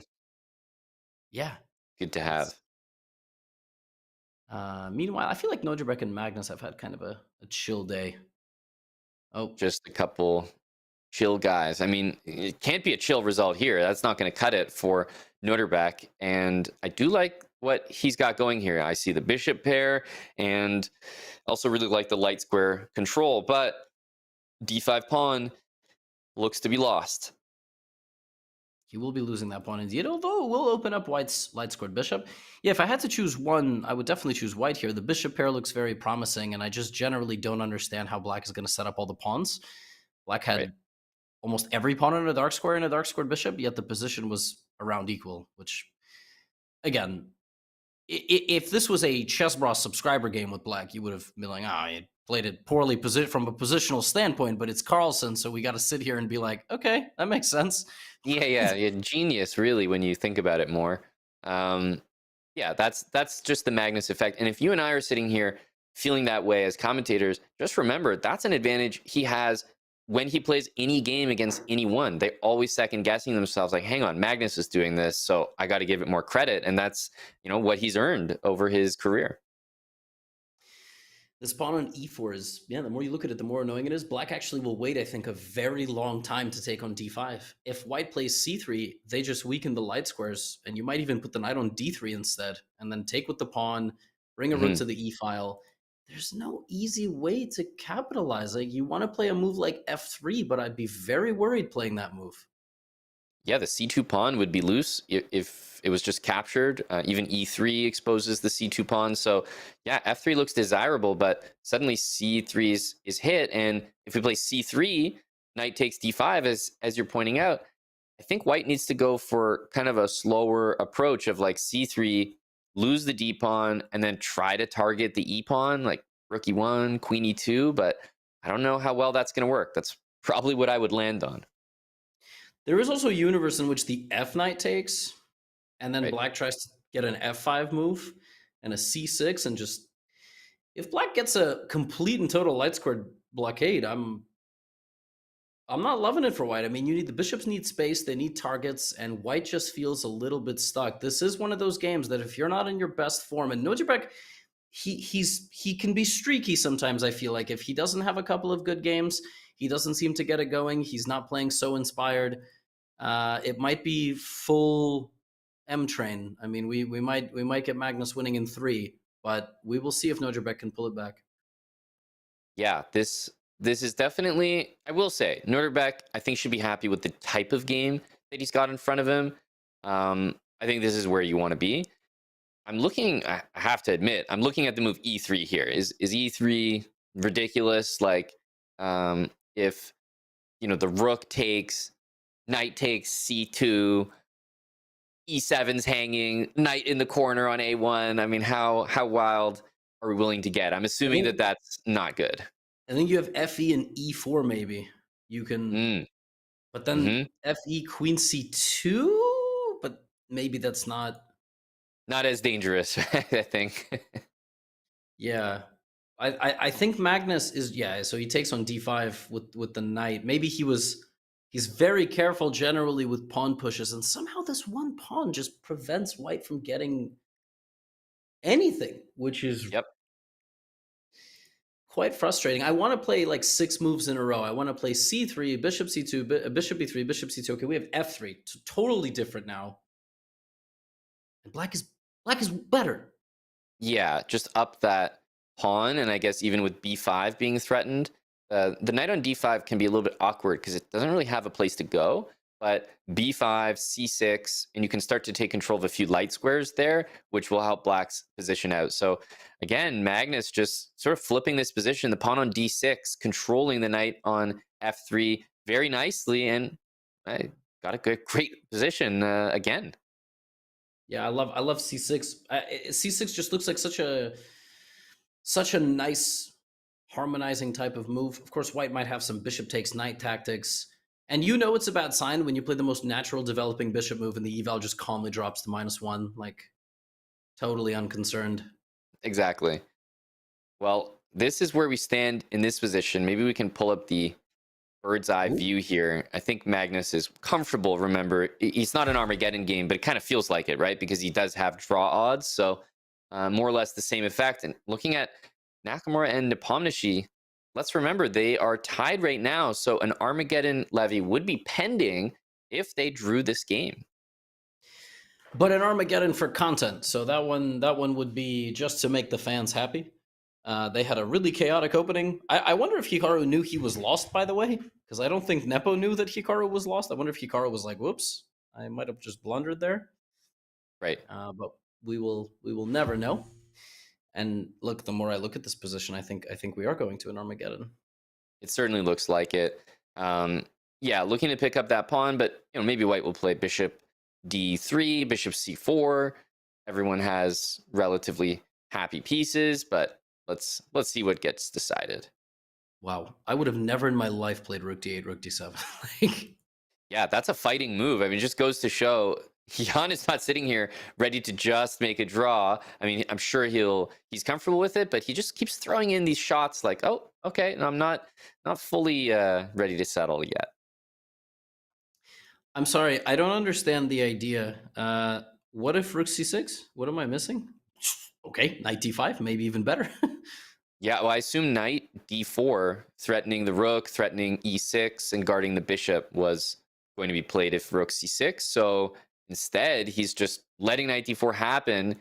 Honestly, white's position looks really fragile to me, but somehow it's just holding together. The knight guards the bishop. The knight's completely hanging now, but there's somehow no easy way to get to it. King e5 looks like it should just win on the spot, but it doesn't because of knight f3 check. That's a kind of a miracle, but okay. Miracle. But I agree. It does feel weird. Like, why did we put ourselves in this position where king e5 is hanging on by a thread with knight f3 when you could have just maybe made a simpler draw? But can't question it if it works. At the end of the day, he is technically up a pawn, and technically he's maintaining it. So let this play out. Also, e5, it's important to note, looks like it wins on the spot, but I think there white has rook d6 check, and then you can escape, which is just so nasty. It's just such an unfortunate position. But yeah, maybe okay. Rook c6. Now we are likely heading toward a peaceful resolution. But who knows? Maybe Jan will want a dirty flag Hikaru. I mean, I'm sure he'd want to. I'm not sure if he'd be able to. That's probably the other part of that question there. But yeah, there's not much here. I will say I do prefer Hikaru's position aesthetically because I can see that the B pawn is more of a weakness and a target than like a strength and a pass pawn. So I would prefer black's position because it feels like there's a world where I win the B pawn, maybe trade some pieces. Ultimately, it's a draw, but that's what I'd be hoping for. Meanwhile, I think the advantage in the Nodirbek game has only ballooned. Magnus now has a 3+ minute time advantage.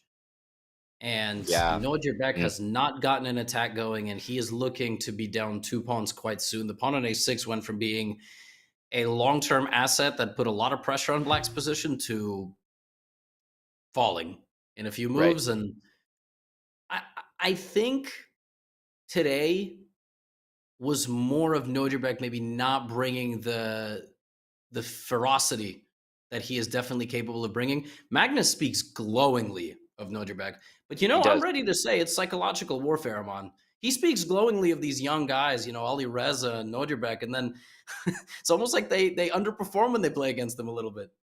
Yeah, he places the pressure on them. It's like, oh, he's so amazing, and not to undermine it, like it's definitely very genuine coming from Magnus, but who knows? He's definitely clever enough to know what he's doing as well. put extra pressure on them when they play him. You know, if it helps you out, why not? I think with Magnus is definitely in true Norwegian style. What you see is what you get. And what you're seeing is a lot of really, really good moves, and the white position just not being able to generate sufficient counterplay to justify the pawn. 4-minute time advantage. Yeah, Magnus, smooth sailing. He really does make it look so easy sometimes, and that's not a knock on his opponent on any given day, but I mean, he hasn't lost a game yet in this classic. He was close a few times, but he was not close, and he was not even worse today, I think, at any moment. Agree. This game just represents Magnus just taking over. He only needs a draw. He's certainly going to achieve it, barring a massive, massive blunder. He's all over the position. Queen e2. There's even knight f4 in the position. Bishop is coming to b6, and yeah, he's actually just going to resign the position. Levy, it's just, he doesn't want any part of that. I know it's definitely a position you could consider playing on, but no, not you. Just kind of throw it out. Nodirbek goes down to the loser's bracket. He is not knocked out, and also, frankly, I think he has already qualified. We have discussed this. Meanwhile, yep, Nepo is still making us question things, you know. But I don't think we're heading for a flag situation, Amon. But it would be really great if we were. Yeah, I mean, if anyone would, of course, Hikaru has to be very careful here with no increment. And I will say, you asked me earlier, do I think that, you know, Ding would go for the flag against his opponent? My answer is a categoric no. Do I think that Nepo will flag Hikaru? Dare I say happily? I think he would. You think so? I really do. And then do you think Hikaru would post a tweet that says certified clown? But maybe he would be talking about himself. Who knows? What I do know is that these guys are just fierce competitors, and honestly, I think they possess something that puts them at the top. Like, you know, Ding might be missing that killer instinct element that you need in this Esports World Cup. It is a little bit different, right? You kind of have to have that flag mentality when the entire events are going to be no increment chess. Yeah, it's a philosophical debate, I think, of long-term incumbent chess fans and organizing bodies. Do we like excitement? Do we like sponsors? Do we like chess that we can predict a time slot that, you know, could make it a TV product?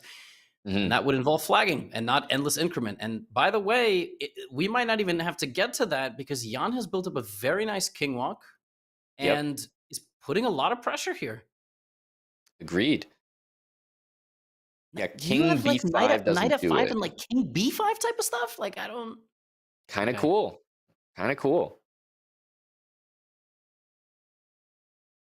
Ooh. He decides to go for it. That's just the pressure getting, and this is why Nepo plays these positions on. It's just the pressure getting. Wow. Wait, what just happened? What just happened? Wait. Yeah, I was certain he was going to queen the pawn and win the piece, but interesting. He blundered bishop e1 check.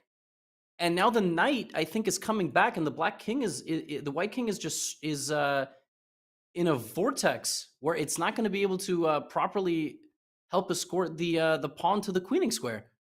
Right, and it'll just be a repetition maybe on those squares. So I wonder what he didn't like. Maybe he thought he could do this, and then later he could queen the pawn, but it looks like it's just not going to happen because if he doesn't queen that pawn, yeah, there you go. Okay. There we E5. go.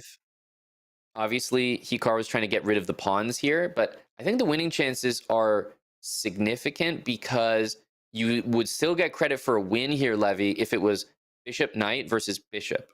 I do believe. Yes, the game does not end automatically because chess.com does have this rule. And, we're going to be playing this for a while, Amon. 30-second time advantage for Jan. Hikaru, multiple-time bullet world champ, and probably 3,400. It's about to be a photo finish. It is.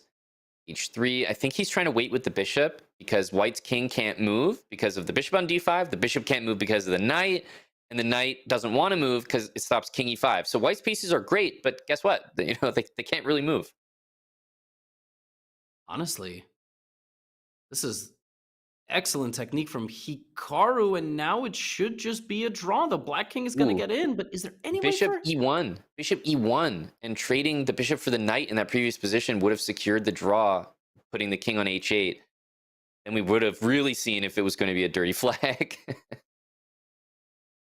Yeah, but with 38 seconds, it's just impossible. Hikaru's not going to be... He's not going to be flagged here. I think we're looking at another Armageddon. I do think Nepo is going to play it, though. I could be wrong. I have no reason to go nuts here, but I think this is worth playing on. I really do. But I was looking for this. I was going to ask you, is there a way to actually play this on? And here it is. He puts the knight. Here we go. Here we go, man. We got a defensive setup for white. Okay, but here we go. King comes back to E2. Okay. This is risky. I would undo that almost. Yeah, knight on F1, sure. No, King E2. Huh? I like to see this. This is exactly what I was expecting. No, surely not. Surely not. I mean, we're looking at 30 moves, and each one is... Wait, but Nepo's the one with the bad connection. Look at this. He's going to lose on time. Yeah, he's going to start repeating now. He can make a draw whenever he wants, but he's going to start repeating. Yeah. Hikaru is so fast, and we get to see it on display right there. That would have been in the history books for one of the craziest flags of all time. But it ends in a peaceful result, although I'm sure both of these guys are feeling a certain way after that.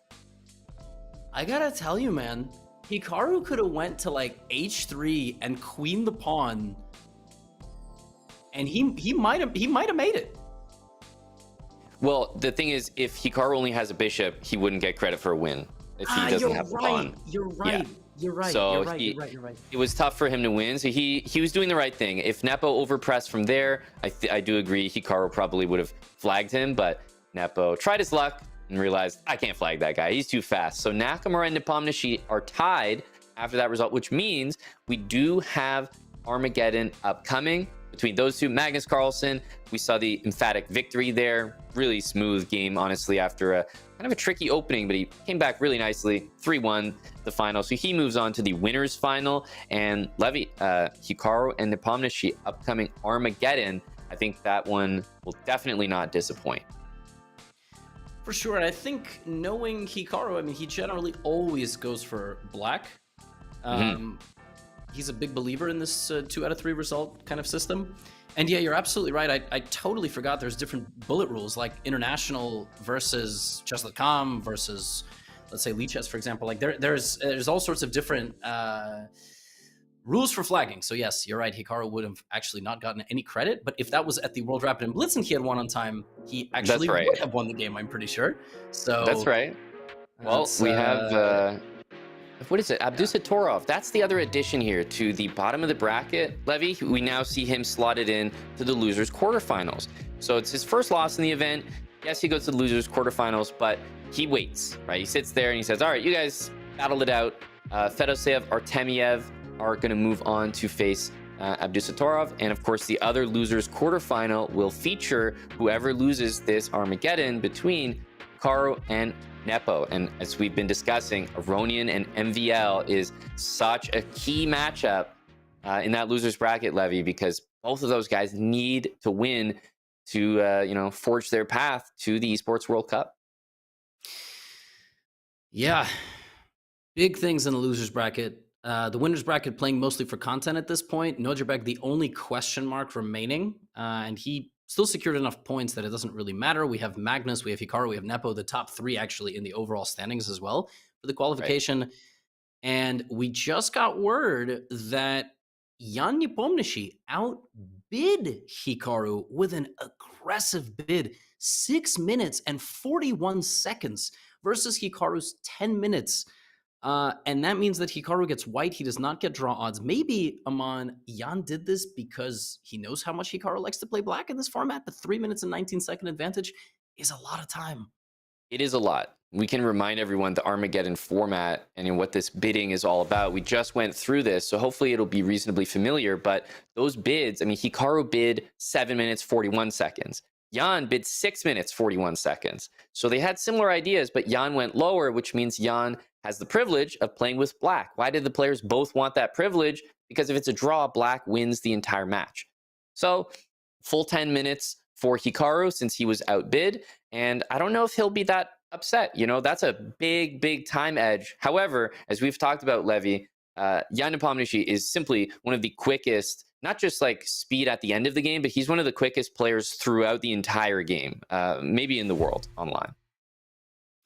And sometimes that's to his detriment. Like we saw in the previous game, both guys were trying to match a ridiculous pace, and there was a completely huge moment, like 12 moves in, which I don't even know if they have time to analyze between these games. They already made their bids, and probably just a few moments here, we're gonna have the game underway. But yeah, it's a really aggressive bid. I wonder what opening Hikaru is going to choose. You know, with such a time advantage, you really try to go for imbalance. You don't let your opponent play 20 moves of Petrov theory, for example. So maybe we're going to just get knight f3, but we could also get an English. Right. I was just thinking of before the game starts, maybe we can bring up the bracket again. I was just thinking of an interesting piece of maybe lore that in the losers bracket, if Fedoseev wins, he qualifies through, right? That's obvious, right? If he wins, great job. But interesting thing is that if he loses versus Artemiev, then Aronian and MVL actually both get through. It's just like a funny way that it could all shake down here. So Aronian and MVL, the winner gets through for sure. So there's a lot on the line because they don't know the result of the other match. But actually, if Fedoseev doesn't win, then all of a sudden, whoever lost that Aronian MVL says, thanks very much, appreciate that. And they're through as well. I wonder if they all know this, or they just play to win. There's no way. I was studying spreadsheets for hours to figure all this out, Levy. There's no way they've got it. They just have to show up, and but that is kind of wild. You're playing in a sporting event, and you don't know what the score is. You know, you just know that you have to win, and everything around you is on fire and burning down, and you're just like, it's true. Hey, it reminds me of the World Cup. You know, like group stage qualifier, the games happen simultaneously, and you don't know what's happening in the other games. You just got to play yours and hope everything swings your way. That is true. That is a very proper analogy. Sometimes I find it funny, like in boxing, for example, you can be in the 10th round and you don't know what the judges have the fight. Like you have to wait for the whole fight to be over. You could maybe mitigate the risk you take or be a little bit more aggressive if you know what the score is, but that's life. That's a separate conversation to have open scoring, for example. But yeah, Aronian and MVL are on the cusp of either not making it or just making it in. They have to keep playing. Artemiev Fedoseev is a very fun matchup as well, and Artemiev is just playing spoiler. So that's the crazy thing, is that Artemiev is in this tournament, and I mean he's already through, right? He's already qualified. He's 6th right now in the entire standings, so he's already through, comfortable, and he can just kind of mess things up for others. I mean, that's his role at this point. So it's really Fedoseev, MVL, and Aronian. Those three are fighting for 2 spots. And I will just say, if anybody in the audience wants to stay for the most nerve-wracking part of today's broadcast, it's at least in this early segment, it's the bottom 3 fighting for the last 2 spots. But right now, if you want a little break, you want a snack break, Hikaru and Nepo, both guys already have tickets for Saudi, and they're just keeping us entertained. A King's Indian attack where Hikaru plays d3 followed by d4. I don't think I've ever seen that in my life. This is GM stuff, and I don't have that title. So, Aman, what on earth? What is this? Yeah, I've definitely seen something like this where black postures like they're playing a French with e6, and then based on what white plays e5 later. And so it feels like it's almost happening in reverse here, but still not something we use the phrase, don't try this at home. This is definitely one of them. If I ever saw a game one of my subscribers, students, whatever, I'd be like, you're nuts for this. Don't ever move the same pawn twice in a row. You're just losing time. But as you said, these guys know something that we don't. That's why they're here. And lo and behold, slight edge for Hikaru out of the opening and massive time edge as per the Armageddon rules. Basically the perfect, and I do stress this, like, this is the perfect Armageddon opening. But and the reason for that is Black has no time to react and think what is the best strategy. So Black has to put the double fianchetto, weaken the king, and put a pawn on a4. And there's almost like a silent conversation happening here. You put this pressure on Black, who has to play extremely fast in the opening, gives White a little bit of an early head start here. But then the pressure's on White as well. You don't want to think too long, and suddenly you haven't capitalized on the position, and you blew through the advantage. So fascinating to see the dynamics here, but I think early on I like Hikaru's chances. Yeah, I wonder if we'll see. I mean, basically, I want to defend the bishop on b7 so that I can go knight e7 and maybe knight d5 or knight f5. This move is very surprising. I'm wondering what's happening here because the e5 square, if White plays f4 or bishop f4, the e5 square is completely covered. And as you're pointing out, d5 could be absolutely devastating next move. This looks, c4, and he's just trying to crash straight through the whole thing. Yeah, knight f3, knight e5 is even a reliable move. Bishop f4, and then one of the pieces goes to e5. I really, really like the outlook here for Hikaru. c5, I mean, Hikaru is also not stopping. He still has his time advantage. He's not slowing down. He's kind of playing on flow here. But knight e4, you sack the damn rook, or even f3 is fine, like, position looks really nice. Risky for sure. I guess the one thing you have going for you is some future position where you try to get that knight, jammed in on e4. And f3 plays directly against that. There is a world in which the bishop would have been better somewhere else, like on b4 or on c3. Yeah, Nepo is doing his best. This looks like a classical Dutch gone really strange, Black queen made it to the h5 square, and that's sort of just about it. I wonder if at some point White can consider moves like g4, but all right, Hikaru is just playing completely on intuition. He's not calculating like anything. He's just, this is not normal. It's not normal that 25 moves into an Armageddon game, the time situation is the exact same.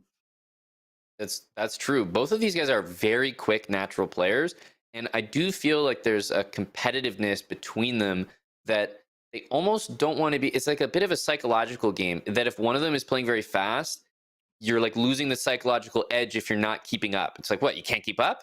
There's like a bit of peer pressure into like following suit with the same speed. And so I do get that impression, the way they're both like just completely nonstop. No one has paused. The eval bar has been up, down, all over the place.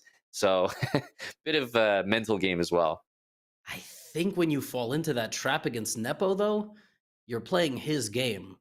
Like, I take Hikaru with low time on the clock in a potentially dicey position, but in just a middle game type of situation, you fall into this trap against Nepo. And I mean, Nepo is a cagey guy. I mean, he's like, and he just hung a rook.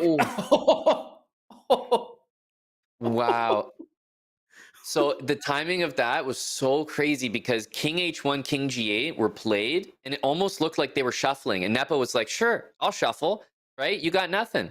And then Hikaru sets up this really sneaky trap, knight e7. Nepo had no clue he was setting it up. He thought he was still shuffling. That was so clever. It was clever, and it was the way you have to beat Jan, right? I think It was Magnus who once said he plays he plays bad moves quickly, something like along those lines. That was a crazy soundbite. And Hikaru it's clinical now. I don't even know how Black can create counterplay in this position, but it's looking like Hikaru will make it to another final against Magnus. Yeah, it really does. And, because of the double elimination format of this entire event, let's not forget, like, one loss, they go down the loser's bracket. They could be back and facing off again in the grand final. So we could see a repeat matchup, but certainly here, Hikaru and Jan, I mean, not only the time deficit, the material as well. Jan's trying his best, but guess what? Like, Hikaru Nakamura is gonna convert these. Bishop d4 is very nice, and black needs like 2-3 moves to get counterplay going, but doesn't have them.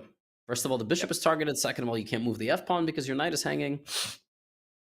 And not to mention, I mean, the knight on e4 can just be sacked. I mean, rook takes e4, it can be sacked for at any point. And so, understandably, we see desperation with bishop takes g3, but after maybe a little bit of calculation here, not too much. I never want to be caught actually calculating. I'm sure he'll find what suits him. Rook takes e4, bishop takes, or sorry, pawn takes g3, all looks good. The only thing that black has is maybe the f-pawn locking in the knight, but yeah, Hikaru could have, he probably has a lot of winning moves here. Just don't play something like a rook e6, queen h5. I found the fastest way to basically throw the game right back. Rook e6, queen h2 looks like you're forcing the queens off the board, and then queen takes d1, and I don't think Hikaru will be doing that. But rook e8, rook h8 is mate, so, you know. That's right. I think we'll still see queen h5 in that case. And white cannot make a draw, so it's not like you can just draw your way to victory here, even from a position of strength. It is Armageddon, so Hikaru does have to win it. So it's important to keep that in mind. But queen h2 looks good. And then if f4, rook e6, and I think black is not thrilled there. So... Yep, queen h2, knight e4, also queen e5 there.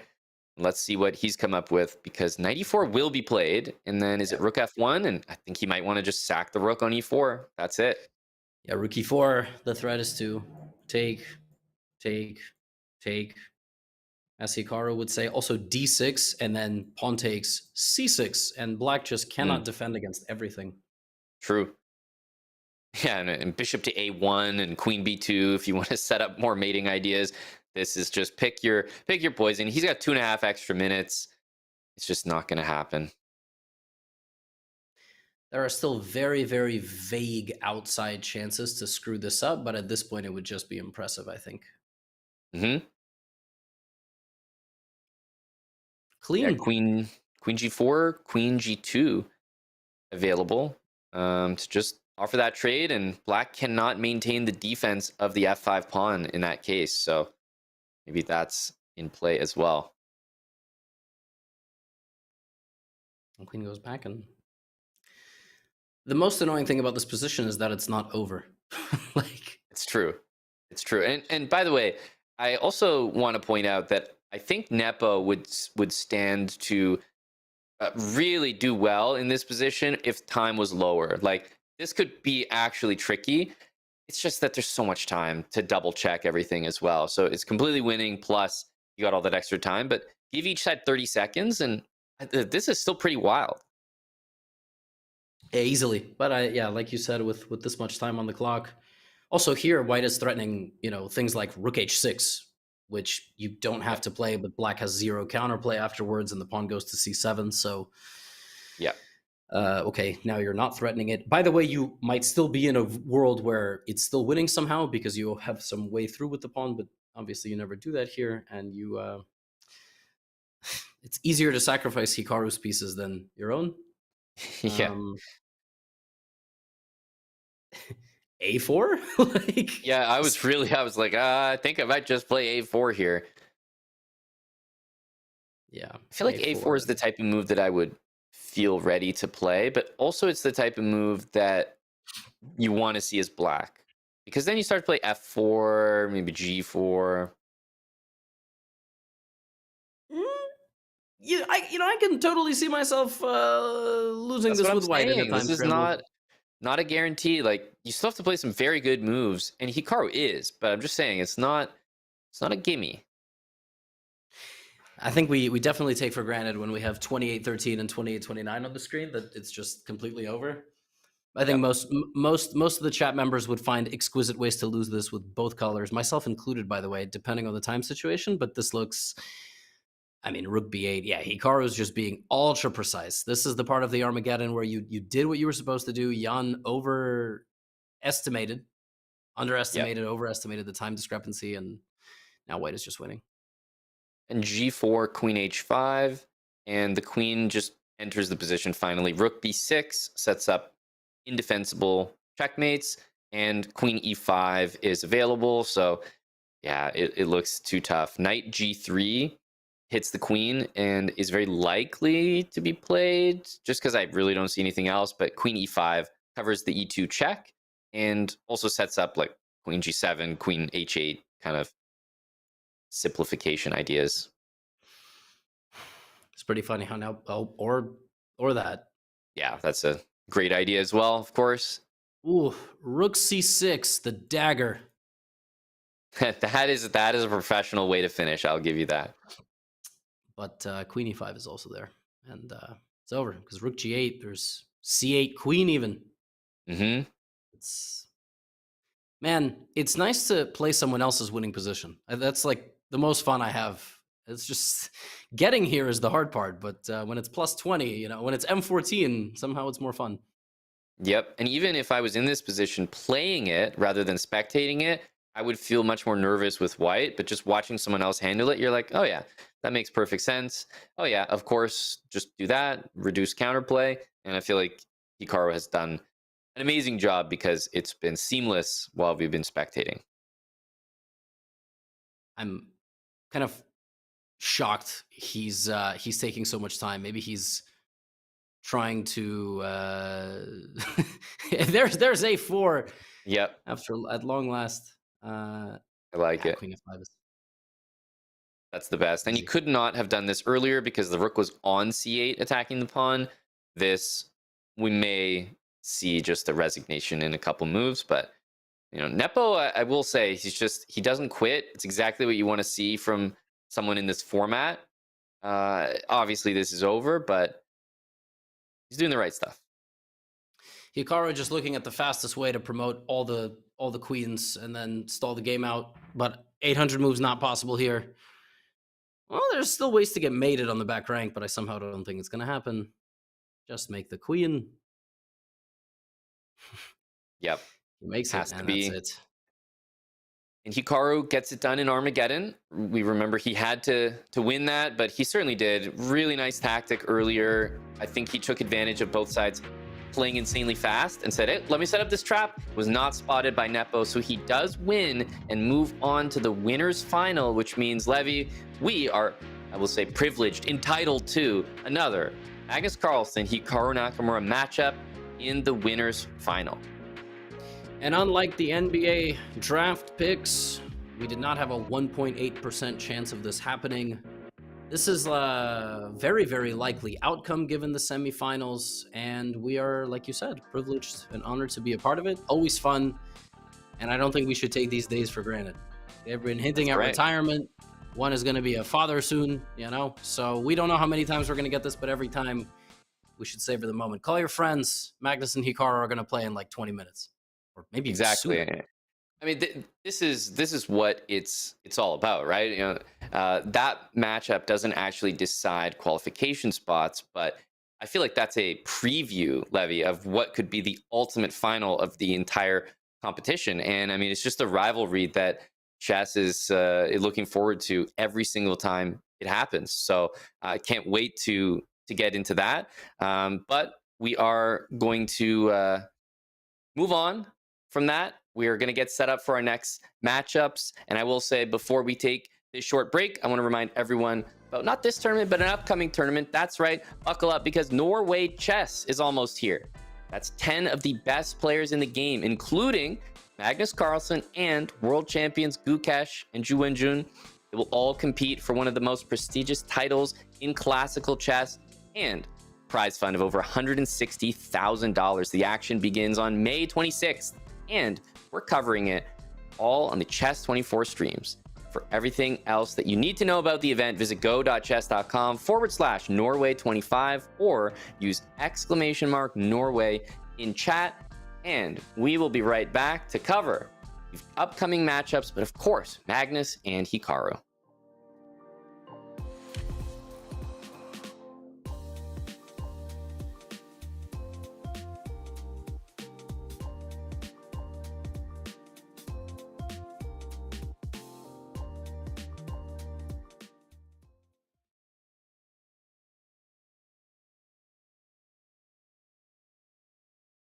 What's up, everybody? We're back for another episode of Chess.com Reads. With me here is Dylan Rittman.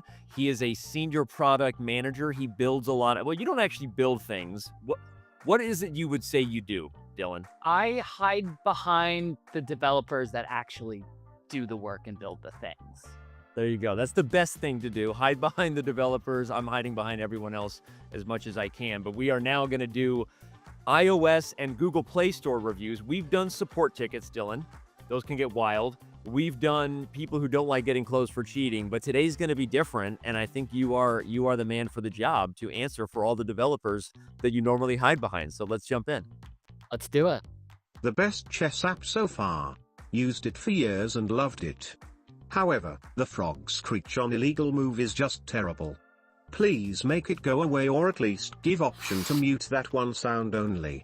Valid sounds are great and make the game feel realistic, but the illegal move screech is annoying. And all I think about while playing Bullet is that I will not play another game until I have a chance to calm down. I know the rules. I don't need the audible clue. My move was illegal. The piece won't move. Wow. First of all, I never realized it was a frog screech. Like, was that intentional, Dylan? Did we, like, go into the wilderness and, like, record a bullfrog? I've never actually thought about what the illegal move thing sounds like. Yeah, no, Eric has his pet frog for all these years. I think we got that into the studio and kind of just let it rip for a while. It honestly checks out. Thank you to the review there. But jokes aside, I don't know what to say besides you have the option to mute your sound. Although I will say I would be in favor, Dylan, of a feature where someone could choose their animal noise or do the old McDonald's spin for whatever animal noise they want for illegal move. Like, I actually would go premium for that. Different animal noises for illegal moves. Totally agree. I think I just needed like another dog barking, cat meow. Like every illegal move should be slightly different to, keep it fresh a little bit. Keep it going. And then we could add themes like street noise for those in New York who are just looking to go to sleep with, noise of the city. Like, we could actually get creative here. So feature request accepted, and Dylan will get that on the roadmap right away.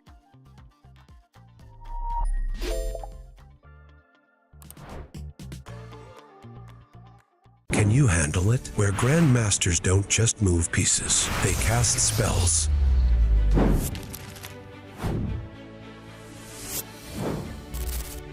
Oh boy, didn't see that one coming. Victory doesn't come easy. Wait, queen time? Oh shoot, I just lost the piece. Yeah, but I got no mana. This isn't your classic chessboard. The thing about the imposter is that if you swap it like...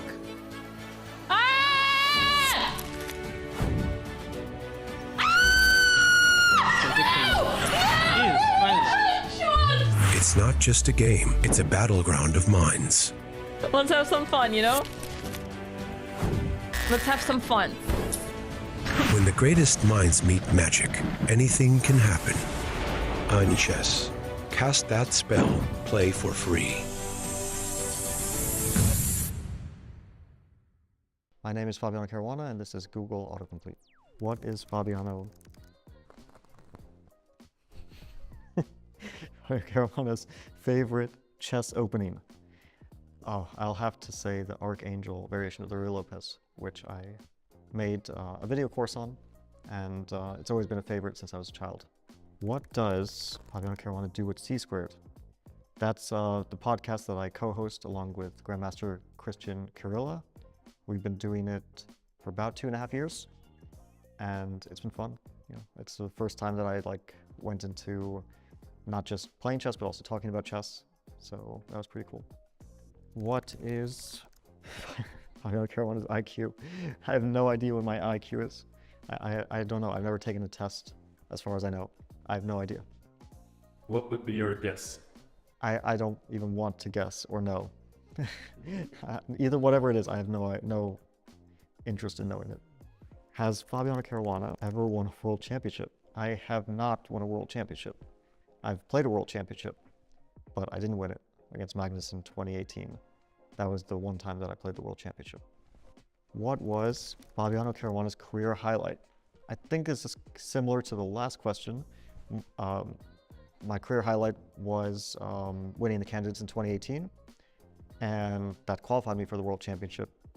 So that was probably the most, the happiest I was after playing a tournament, and the most difficult tournament, and probably the proudest success that I have.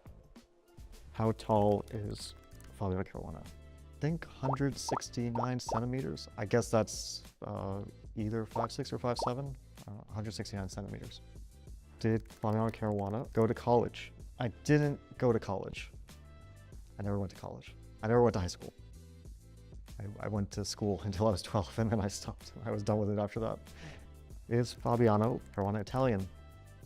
I have a lot of Italian heritage. I am an Italian citizen. My mother's Italian. I never grew up in Italy. I never lived in Italy, but I have a lot of family there. So I spent a lot of time as a kid visiting them, spending time with my family, and also from my father's side as well. He has a lot of Italian ancestry, and all my grandparents were born in Italy. So from a heritage point of view, I'm very Italian, and also I'm an Italian citizen, but I haven't ever lived there. And although I did represent Italy for many years now, I represent the United States playing chess.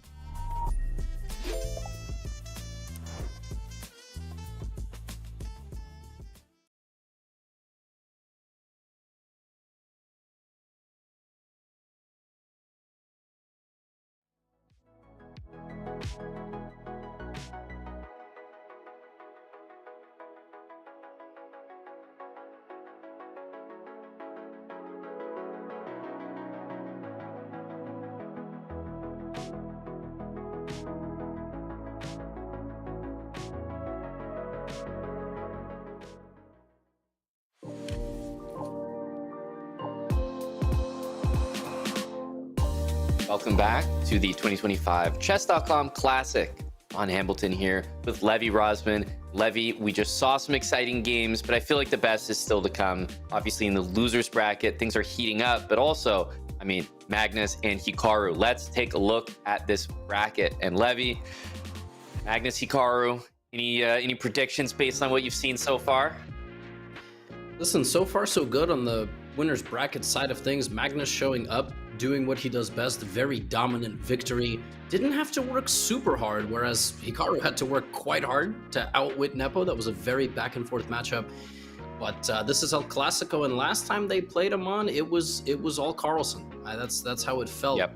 In the at least in the first final that they played. So it's like if you have to choose one guy, right? If Magnus is Thanos and you need to choose one Chief Avenger to go up against them, you got to go with Hikaru. That's what I feel like. But when Magnus is in good form, he is tough to beat. Absolutely right. And let's take a look at the losers bracket as well, because down there is where these final spots get decided. And we do have Fedoseev and Artemiev who are battling. Artemiev is already qualified, so Fedoseev with a win would qualify. But if Fedoseev loses, that is the simplest explanation for who qualifies, because Aronian and MVL would both go through. So Fedoseev is simply in a must-win situation to get in. If not, everything is decided. And Levy, Aronian and MVL, they don't know the result of that other matchup. So they have everything to play for, because whoever wins that matchup guarantees a spot in the Esports World Cup. The fight to survive component of the entire thing is the most exciting. While at the top, we have Hikaru, Magnus. We get to see them duke it out, but mostly for fun. When's the last time Hikaru and Magnus played for fun in a tournament? Like win or lose, I think the only thing on the line at the moment is maybe pride. We also do have cams. We had a whole commentary shakeup. We had a production shakeup. I'm letting people in on the behind the scenes a little bit, power outages all across the world. But we managed to get the cams. That's right. And they look great, don't they? I mean, my goodness, fantastic camera quality here. Yes, and they're both obviously repping the Falcons, Team Liquid. So looking great over there. Love to see the jerseys. And most certainly, I think the games are already getting started. And is this, you have to smile. Is this a bit of a nod to the previous game, as Magnus probably saw Hikaru dead lost in that game against Nepo and said, yeah, I'll try that. You know, just make sure that he's analyzed it properly. This is so funny, man. Magnus, this is like, I don't know if we can even emphasize this enough. Magnus just had an eye on the Nepo match while playing his own match, and he saw that Hikaru got himself into trouble in this variation and forced Hikaru to make some improvements and adjustments. There's a level of gamesmanship to this, you know? He's playing into this knowing that Hikaru's going to play it against him. But Hikaru's a system player, man. Like, when he plays an opening, he really believes in it all the time against everybody. Something to be said for that, Amon, right? Like, he's not afraid of anybody. Whoever system players are out there in the world, they're pure geniuses. They know something that the rest of us don't. But I agree with you. We saw that at the Candidates as well, which is another tournament that I'd commentated on, so it's very familiar, but we kept seeing that new prep from Hikaru. He kind of comes up with a certain system, and as you said, he just kind of spams it. And it's not just like, you know, he does it over and over to no avail. It works, and there's a reason that he keeps going back to it. Sometimes these positions are so unbelievably dicey. He is a pawn down with questionable compensation in the sense that the pawn on e7 is hanging, and he plays the best move. He understands the position really well. Pawn on c5 will fall. That will allow counterplay to come down the c file. Magnus looking to get the bishop pair and kind of send this game to an endgame where maybe he's going to have the pawn on d5. The thing about Hikaru is that generally in some of these openings that are a little bit on the edge of maybe being called dubious, Magnus somehow knows how to ask Hikaru all the questions, right? He's almost the antidote a little bit to some of Hikaru's opening tricks and hacks. And Amon, I mean, here's a great example. This is a long grinding endgame down a pawn against Magnus. Yeah, and this is one of those situations where the analysis tells you, okay, you know, we've got ourselves into a position that we can make a draw in, but at the end of the day, like, sometimes you analyze something and it feels a certain way, you know, you see the 0.00 and then you get to the position and you're like, wait a minute, why is this, I'm just down a pawn. What's going on here? So I don't think we're quite at that level just yet, but, you know, he's kind of thinking to himself, okay, yeah, I'm in my prep, but how do I win this pawn back? You're never taking d5, so it's more about the quality of the pieces and the compensation, which you do need to take into account here. Hikaru sitting back, though, arms folded, the confident pose. You know, even if it's digital, he's clearly well hydrated as well. We got 3 towering water bottles in the back. Maybe some psychological warfare there, Amon. We know Magnus always chugging water during these matches. This is the groundbreaking insights that we come here for as the players ponder their middle game setups. Yeah, and with opposite bishops here, it should be pointed out that the draw is a very, very likely result. Opposite bishops being the bishop on the light square on c4 and the dark square on f6. So that means that I think there's quite a bit of maneuvering in for this game. Maybe we jump back to the bird's eye view and have a look, Levy, at the other games that are ongoing, as that one seems to have settled down after an opening flurry and a bit of a nod to that previous game against Nepo. But let's have a look. MVL, Aronian, Artemiev, Fedoseev. What looks exciting? MVL has both players actually have pretty good positions with the white pieces. Maybe we pop over to MVL versus Aronian, and this one looks like it will be a long-term attack being built up on the black position with, you know, just obviously not in this particular order, but okay, he puts queen c3 and that queen is going to go to a5 and then maybe b3 and c4 and so on. And yeah, Aronian playing fast Amon, but the attacking prospects look real juicy for white. Yeah, and it's important to understand, you know, when you have the 2 bishops against a bishop and a knight, usually what you want to do is you want to put your pawns on the same color as your opponent's bishop. So the guy that has a bishop and the knight, put your pawns on the same color as that bishop, because you've got the bishop that no one has, the dark squared bishop. So you want your pawns on light squares so your bishop can control the dark squares. That would mean b3, a4, maybe f3 at some point. but just all those moves are going to be restricting the light squared bishop. And I really, really like the move b3a4 or the maneuver b3a4 because it also deals with the knight on b6. How stupid was the move b3, queen a3, king d2? That was, it's one of those again, it's so much easier to give away Maxim's pawns than my own, right? Like, but that just looks so appetizing. Like, I really want to play b3. But now I don't think it works anymore. I think black is a little bit too fast. So we'll see if Maxim will build this up into something powerful. Yeah, with the bishop on d5, it made, I was a little bit more behind the idea. But I will say the way that things have gone, the way to look at it from black's perspective, if you're thinking about like, what do I do in this position, is also the bishop on e4. When you have bishop knight against the bishop pair, you always want to trade your bishop for the same color one. So bishop on e2 and bishop on e4, if they were to trade, I think the chances for Ronian would improve drastically. So we're going to see if he can do that. These guys are playing to knock each other out. They're playing for 2 of the remaining 3 bottom spots, as well as Fedoseev. Artemiev is playing the role of spoiler, potentially. Fedoseev is also kind of like Nepo, a bit of a cagey, bit of a grindy type of player. Whoa. Takes huge risks. Yeah, I was going to say, Aman, he takes massive risks. Fedoseev, his evaluation swings in games are giant. Seriously. He really takes risks, as we see here.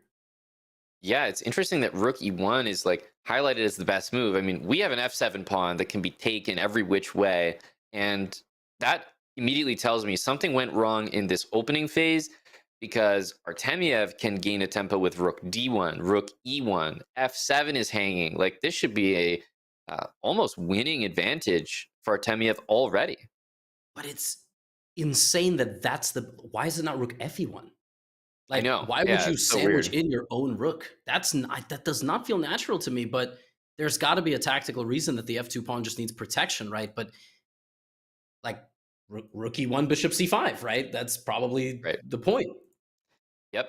And realizing that rook d1 doesn't help you out because black will play queen b6, and the queen trade is not really going to benefit you. So rook a to e1 is clearly highlighted as the best option. And I wonder if it really matters, like if you take on f7 with the bishop or the knight, there are certain positions, and he finds it, there are certain positions, Levy, where the knight or the bishop are going to be better.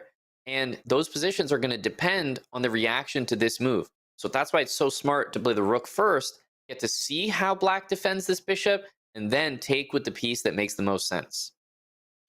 Now, before everybody in the chat has a collective panic attack, we will go to the big guys, pop back over to Magnus versus Hikaru. And we do have the cams there. There they are, hand on the face. Magnus trying to make the extra pawn that Hikaru gave away with his opening pay off. It will be thoroughly blockaded on the opposite color. Draw your attention to these 2 bishops. Opposite color bishops generally lead to many more blockading endgames where even having a 1-pawn advantage does not matter. Also, somehow Hikaru is running circles around the white position despite playing with no rook. He is playing without the second rook, and he's a pawn down, and he's down 2.5 minutes, but he's stabilized the position I'm on. He's a pawn down, but it's zeros. Yep. Yeah, this is exactly what I was expecting. Stable position, but it's one of those things where at the end of the day, you've got an extra pawn. So yes, it's 0.00, but if you play this on and on and on, eventually that pawn is going to matter. And let's not forget about the time as well. Is this pawn going, well, I mean, now it's definitely going, yeah, to d7 and not rook c7 because a bishop takes f7 check. Nice trick there. And the king is going to e7, Aman. Right. Not in 2 moves because there's some pins, but like in general, the king is also very close to the pawn, and the knight can go back to the d6 square at some point, and Hikaru's going to win that pawn. This is a nasty, nasty game from Hikaru, and that's why he has sat back, folded his arms. He never does this. You don't see Hikaru doing this in Title Tuesday. The hand is on the mouse, but here he has time.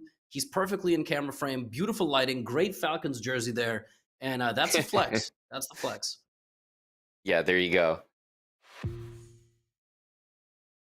Had to get a close up on that. And the thing for Magnus is he's just kind of giving the platform to Hikaru. It's one of those games where if Hikaru demonstrates the prep, the execution, the resourcefulness, the counterplay that this position needs, he'll draw it. And Magnus knows that. But if he slips up even once, Magnus has that pawn on d7. He will be able to potentially win. So it's one of those games where if Hikaru plays a great game, and he really, really is, it is going to be a draw. And I don't think Magnus is terribly upset. It's a best of 4 matchup. There's going to be more games here.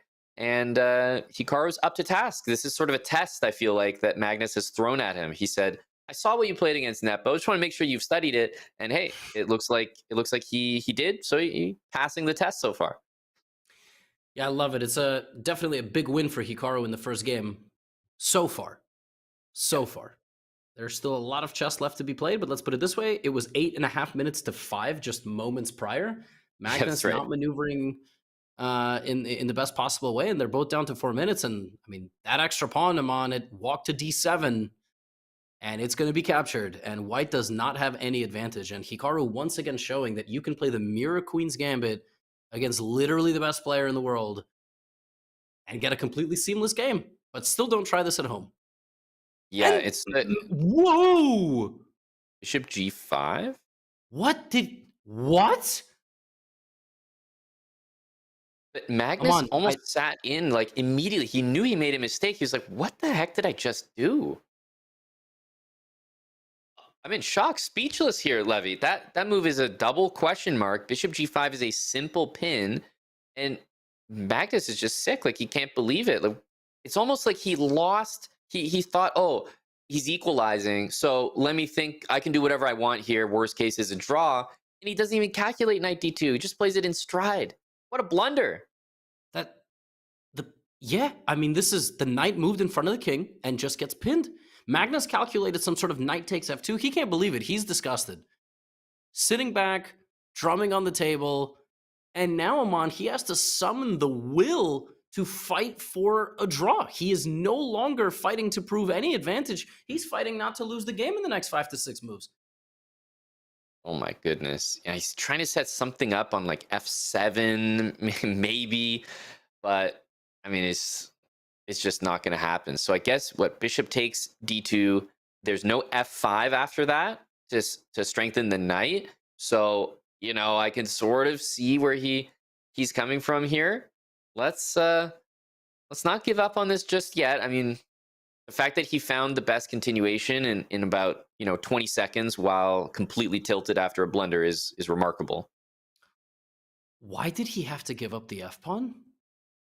To line up the knight and bishop, I guess, just to sort of force things. If the bishop was on g5, you could play knight d2, no problem. Oh, because in this way, this is so gross. He did this. Yeah, you're absolutely right. Wow. I mean, I was just locked in on that he has to give away at least the exchange, but now Hikaru has to find his way. And we have seen there are sometimes moments Hikaru does get an advantage in little games like this, but then, he's happy to simplify and just make a draw in the first game with black effortlessly. But now he has to play for a win, and he might also get low on time, Aman. It's not over at all. I can't believe that Magnus even had an out there. Truly, this is insane. First of all, that he found it, or that it was even there, and now it's almost psychological because look, he had to give it back. It's only really one pawn, and yes, it's a big advantage, Levy, but truly, it's only one pawn in opposite bishop endgame. And how did he do that? Magic. Yeah, like it's just a pawn. I mean, the game looked over. It looked like he absolutely had to lose a rook. And this might be one of those games, by the way. This is exactly what I'm talking about. Now Hikaru has to summon it within himself, Aman, to win this game down a full minute. And I'm not sure he's going to be able to do it. G4, you can even play like, king G2, rook F2, put pressure on the F7 pawn. This is insane. It's almost equal. Magnus just played a move that should be game over, pinned, taken. He finds F4, rook D4. I don't know what the right continuation there was. Hikaru couldn't find it in the mere, minute that he spent. That's insane. I don't know how he just did that.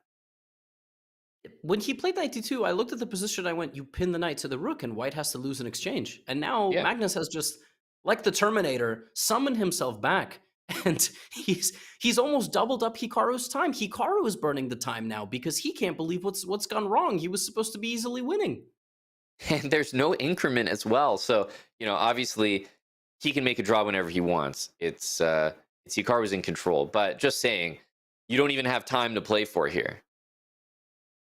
No, not at all. I think Hikaru will be trying to, within the next minute, make a draw, because if he doesn't, there's enough pieces on the board to lose on time. We've been talking about this whole concept the whole day, and Hikaru hasn't lost on time in any of the games, but that's the threat of no increment, and now it's just equal. That's crazy. That is so crazy. Opposite bishops. If the rooks get traded, immediate draw. We know that for sure. So it's the presence of the rooks on the board that are giving Hikaru any chances, but I mean, let's be real. Are the chances really better for Hikaru here? That's a draw. I don't know that they are. That's a draw offer. King H6, a draw offer. Yeah, he's not trying to win this anymore. And if anything, Rook B6, Bishop D5, don't you have to be a little careful? Oh, yeah, maybe. I mean, time is ticking, right? Yeah, and I don't know if Magnus is going to dirty flag Hikaru. No, I don't. I definitely don't think so, especially not from here. It's just not necessary. It's game 1 of 4, so I think a draw is more likely. Yeah. Yeah. Now Black puts the bishop the A5, B6, and you make a draw. Wild, completely insane. I don't know how Magnus just blundered, like such an obvious blunder. He looked like he was ready to give up the game, almost resign on the spot. He finds a continuation that to this moment, I don't know what was missed. It just felt like I watched a magic trick. And 3 moves, draw. Both guys breathe a sigh. Nobody's happy, Aman. Hikaru shaking his head. Magnus unhappy. That's how you know we're watching a chess match. Magnus has a wry smile. He knows that he really got away with one. Yeah, I love this. He has the look of an 18th century composer after playing one wrong note in a 3-hour, symphony. And truly, both players are currently in the chess.com game review being like, huh? They're just incredulous as they try to figure out what was missed. That is the result from that game. Now, in the other games, of course, we need to catch up with those results as well, but a draw somehow, some way between Hikaru Nakamura and Magnus Carlsen. That is the best of 4. And in the losers bracket, the matches are best of 2. Fedoseev actually had a repetition against Artemiev, and Artemiev had a much better position in the end. According to Stockfish, he could have played for a potential advantage, but he had a repetition on the board. He didn't feel comfortable taking that risk. Whereas MVL defeated Aronian. He ultimately built up that attack. We popped in there for a moment, then went back to Hikaru Magnus, but that game felt like one-way traffic. That game really felt like a position that only White could build up, and MVL did it, and he is one step closer to punching a ticket to Riyadh. That's right. Best of 2 means that only a draw for MVL with the black pieces. You're essentially playing an Armageddon game here with even time. So, that's one way to think of it, which means he's really in the driver's seat in that matchup.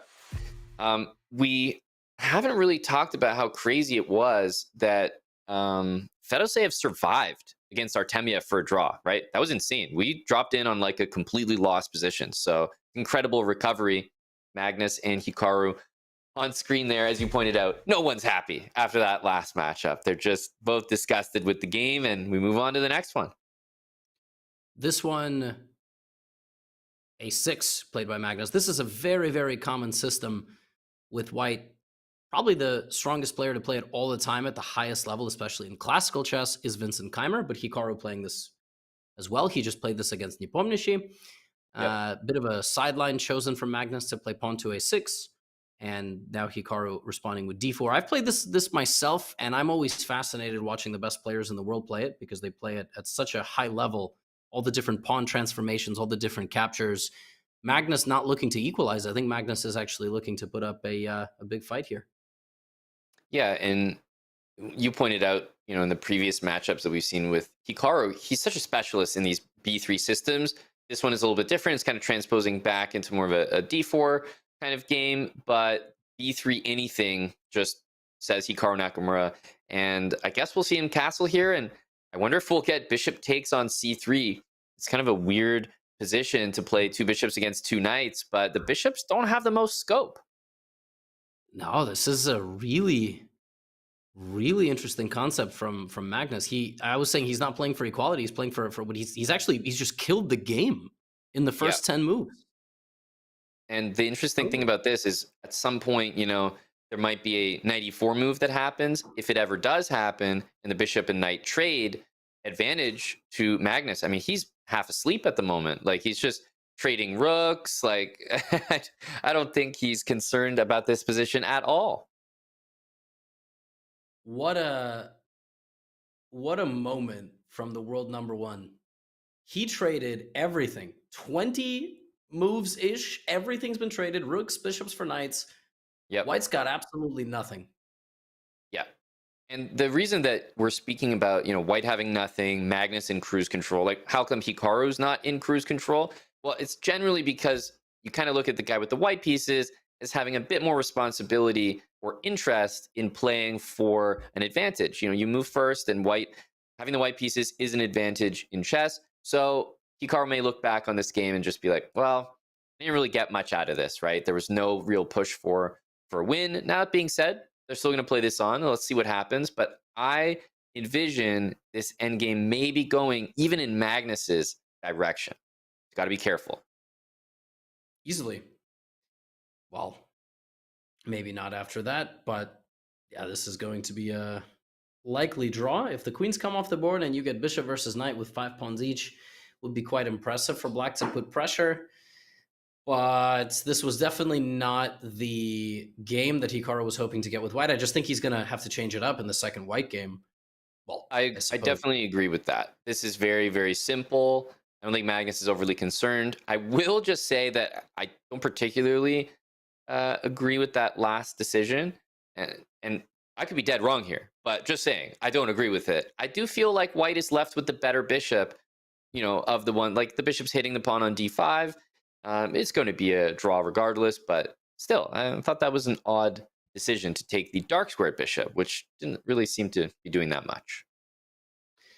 Although the game is still hovering at completely dead equality, both guys at 99%, just like we're used to. And the only hope that there was is that this bishop in the long run will potentially eat a few of these pawns. But if black plays this correctly, it's actually white's pawn that can't be protected. And then both of them will trade these pawns and their kings will come to the middle. And yeah, really the guy with the bishop is the one you have to monitor in the endgame. But it shouldn't be anything substantial. Agreed. We can talk about this forever, but this is a very, very likely draw. I suggest we go back to the bird's eye view and take a look at the other games. We remember these matchups are best of 2. So Artemiev, Fedoseev currently tied, meaning a draw would send them to Armageddon, and a win by either player would win the entire match. Meanwhile, Aronian and MVL, we had MVL winning that earlier game. So shall we take a look at that matchup? Levy, there's a lot on the line here for Aronian, who needs to win to, I won't say he's knocked out with a loss because he can still qualify, but certainly doesn't help his chances. For sure, it becomes completely out of his control if he doesn't win. So looks like a London. Hey, I've had this position too many times, ashamed to admit how often. But yes. Well, then tell us what should we be expecting if both guys played like this? I mean, is black looking for an e4 and then a kingside attack? How is white looking to make progress? Yeah, often in these positions, for black, you're basically trying to go all out. But the problem is sometimes when you commit super hard, f5, g5, g4, white just says, okay, never mind, like, let me take in the center. D takes e5, rook d1, and you almost feel like you wish the center was closed. Like if white played d5, that would give you a little bit more confidence to say, oh, okay, now move my knight b8, and f5, g5, g4. So it's this cat and mouse game of black trying not to overexpand before, white closes the center. On the contrary, what is white going to do, right? d5, d takes e5. These moves are not desirable unless black goes all out. And that's what we've got here. Both sides kind of unwilling to make the first move. Knight g5 deemed a miss by the computer, the game review. I'm not really sure why. Obviously, the idea is to bring the queen and then create some threats. Maybe that knight was very good and you needed to find a different approach, but I don't really know what that different approach is, if I'm being honest. So nothing in the game, we already said, between Hikaru and Magnus. This one, quite lively. Aronian with a very big decision to make. Does he exit the center as well and just try to keep the tension and argue that this knight is not particularly well placed? Does he trade? And I mean, I don't like trading here, but maybe he has a nice follow-up after that. But I don't envy Levon. This is not an easy position. Yeah, I feel like my instinct would definitely be to take and even play something as maybe silly looking as king h1. Like, I definitely think a trade is kind of helpful for the position. Also, how do you refuse the trade? It does not look very comfortable refusing this trade. You could go knight f to d2, but knight on d2 is kind of bumping into the knight on c4. Like, that doesn't make me feel great either. So I would probably take this knight. Yeah, knight d2, I was looking at d5, but you might even be able to take on e5, and at the end you have some fork, which is kind of ridiculous, like huge trade. Right. Yeah, knight f d2 could be like an Armageddon move. It's also a must-win type of move. I don't know, you get often to get a potential winning position, you need to get a losing position first at this level. Like, it's yeah, it's not okay. He does take it. Maybe we're gonna. You can allow bishop. Yeah, so I was going to say, you can allow bishop takes h3 due to f4 in a lot of these lines, and black plays queen g4 to try to keep the pin, but then you're also trapped. Like, your bishop on h3 is then stuck. So that's a common idea as well, and queen a3 makes use of it. I do like the move queen a3 in terms of making use of that, but I'm not sure what queen a3 is doing other than maybe b4. Oh, pawn takes d4. C takes, I would say, is I like that. Definitely the more ambitious move, right? And he's got to win. Agreed. Exactly that. So I like that here. Yeah, you have long-term ideas. Bishop takes on a6. Really destabilizing this knight. We're looking very, very far ahead. Yep. But I will say, after ED4 happens, Levy, I think the general interpretation of the positions where you get your opponent to play E takes D4 is super positive for white. So from my experience playing these games, when I get my opponent to play E takes D4, love the outcome. So I personally think Levon should be very happy. Not, it's not like he's completely winning or anything, but he can be satisfied with at least some chances here. Just don't hang his queen? Yeah, please. No queen hangs, please. Bishop f8, a nice idea. Yeah, I was highlighting c7 is now weak. It's a very bold decision from Maxime. He's really, I mean, I think he's trying to play all the best moves, but he's making the game a lot more lively for a person that has to win for Levon. But yeah. All right. Well, I mean, definite chances for Levon here. I like the position. You can use the C file, but black's very solid here. H3 is going to become a real threat soon.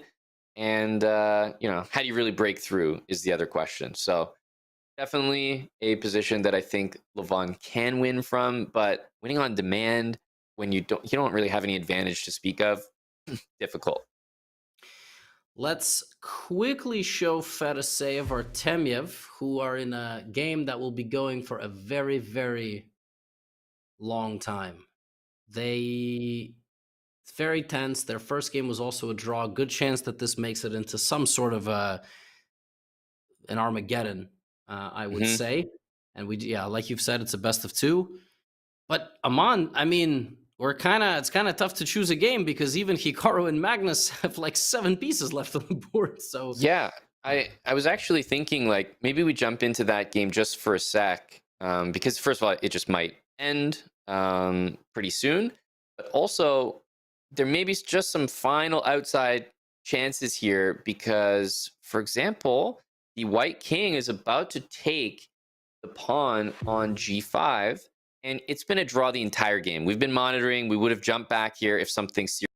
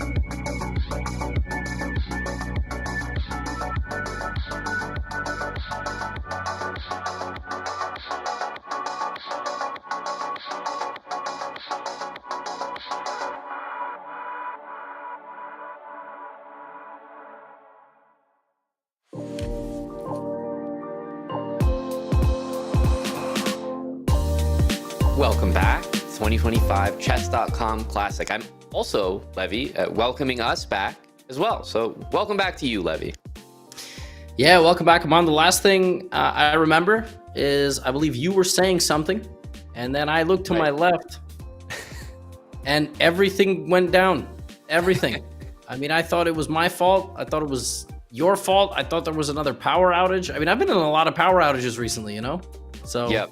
It seems to be following us around, but you know, we're back. They can't keep us off the air for too long. I was wondering if it was something I said, you know, maybe something you said. We'll have to dive into it, but we are back, and the players are back as well. We are going to be getting into this next game soon, Levy. I believe in the meantime that we had some results as well. There's Magnus on your screen, trying to catch up on everything, but I believe that we had a draw in this one.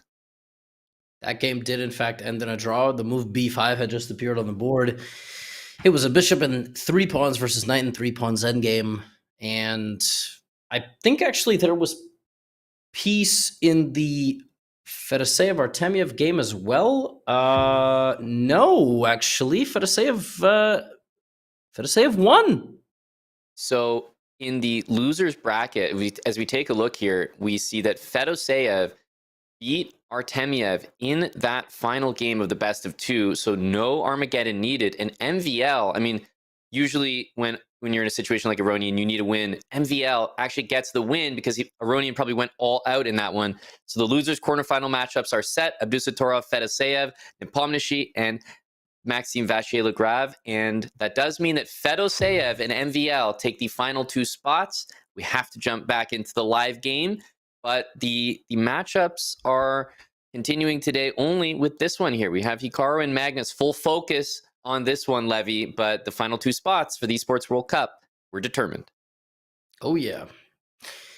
And now as a bonus, we get this matchup. And the first move that Magnus improves on the previous game, Amon, Hikaru has blundered, and c6 is winning. The same move that was winning in Nepomniachtchi Nakamura like an hour ago is winning. And it's quite simple, Amon. You play c6, the guy takes your pawn, you take, and then after knight b6, you play b5, and you have 2 connected passed pawns in the 5th and 6th rank. That's what I was thinking, that that after c6, b5, maybe you think to yourself, oh, I throw in bishop takes on f3, and the knight takes back, and then knight b6 attacks the bishop. But Magnus is obviously going to say, no problem. I'll play g takes f3, so the knight on d2 continues to defend that bishop on c4, and that looks like the main caveat, Levy, and perhaps a5 just, I don't know, maybe played too quickly. There's definitely some, rook e7. Oh my goodness. Okay, one of 2 things is happening, all right? Either Hikaru has much deeper analysis than we have, because he played a5 very well be the case. Yes, and our game review engine bar is not going as high. Or twice, he has bluffed so viciously. Yep. Yep. And neither time the guys were able to refute it. It's incredible. Wow. And then this is part of the game. Bishop on g4 also defending the knight on d7. So can we just take on b4 and then undermine the pawn on c5? That looks like the right idea. Now, if you play c6, it's just a worse version of a variation that you could have had without taking the e-pawn. That was just not a pawn that needed to be captured. c6 looks demented. I mean, you have this rook coming down, you have the bishop sniping you, you have this bishop... Whoa! Magnus Carlsen is giving up the rook on d1. This is nasty. And he's just saying... Wow. Exciting move. He did this, Amon. He did this. Oh, he had a game. I think it was in the World Blitz or World Rapid. He played very similarly, where I think it was against the Ronian. He just gave up a rook for a bishop and used his pawns to win the endgame. Right. And at this level, to shock Hikaru Nakamura with a move, period, is very tough to do. Like, to simply play something that is good and that he did not expect remotely. And I think we actually just saw that. Bishop takes f3. It can be taken back twice. It's attacking the rook on d1. I'm telling you, like I was looking at h3. Not once did I consider rook takes d7. It just didn't occur to me. But the best players in the world look at every possible move. And I'm not even saying that this is like an absolute win for Magnus, but it's certainly a surprise. And that is a big element in a move's success. Just being surprising is worth a lot. Amon, but there is one very clean move here. The only way Hikaru doesn't get himself into a deep and difficult position is bishop to d4. And that move and he finds at knight e4, he can sack the bishop, put the knight and the bishop on the same line, play rook c8. That is how he is going to maintain the balance. And he finds it. Hang on a sec. After knight e4, is it clear that he's found it just yet? Like, if he doesn't play bishop takes c5 after knight e4, are we in trouble? Yeah, I think we might be, because the pawn goes to d6 and there's various shots on f7. But yeah, you're right. Although bishop c5 is a findable move, because after knight, definitely is. It would be impressive. And Hikaru at the moment, he looks like he's looking at bishop c5, just the way he's leaned in, and yeah, it's on the board. He was completely locked into that idea, and that's a confident sit back there. I don't know if it's completely over. The white bishop, even without the c pawn, sits beautifully on b3, blocking the black pawns. You can play d6 to open up pressure on f7. So this is still anyone's game. He doesn't even take the bishop. He just says, all right, I lost the pawn. I'm going all in with what I have. Mm-hmm. Man, this is playing with a little bit of fire, though. But yeah, b6 is rock solid. Man, knight g5, it's never over. Yeah, you're going to have to give up something here. Rook d8. I mean, you can play it. f7 is going to be loose, though. But what else do you do? Hikaru has had to be very accurate here. After that one mistake, a5, rook e7 from Magnus. Magnus came with the first surprise there with giving up the rook on d1. That was shocking, truly. And knight g5, look, the f7 pawn is going down. You can't play king g7. Knight e6 is one to watch out for.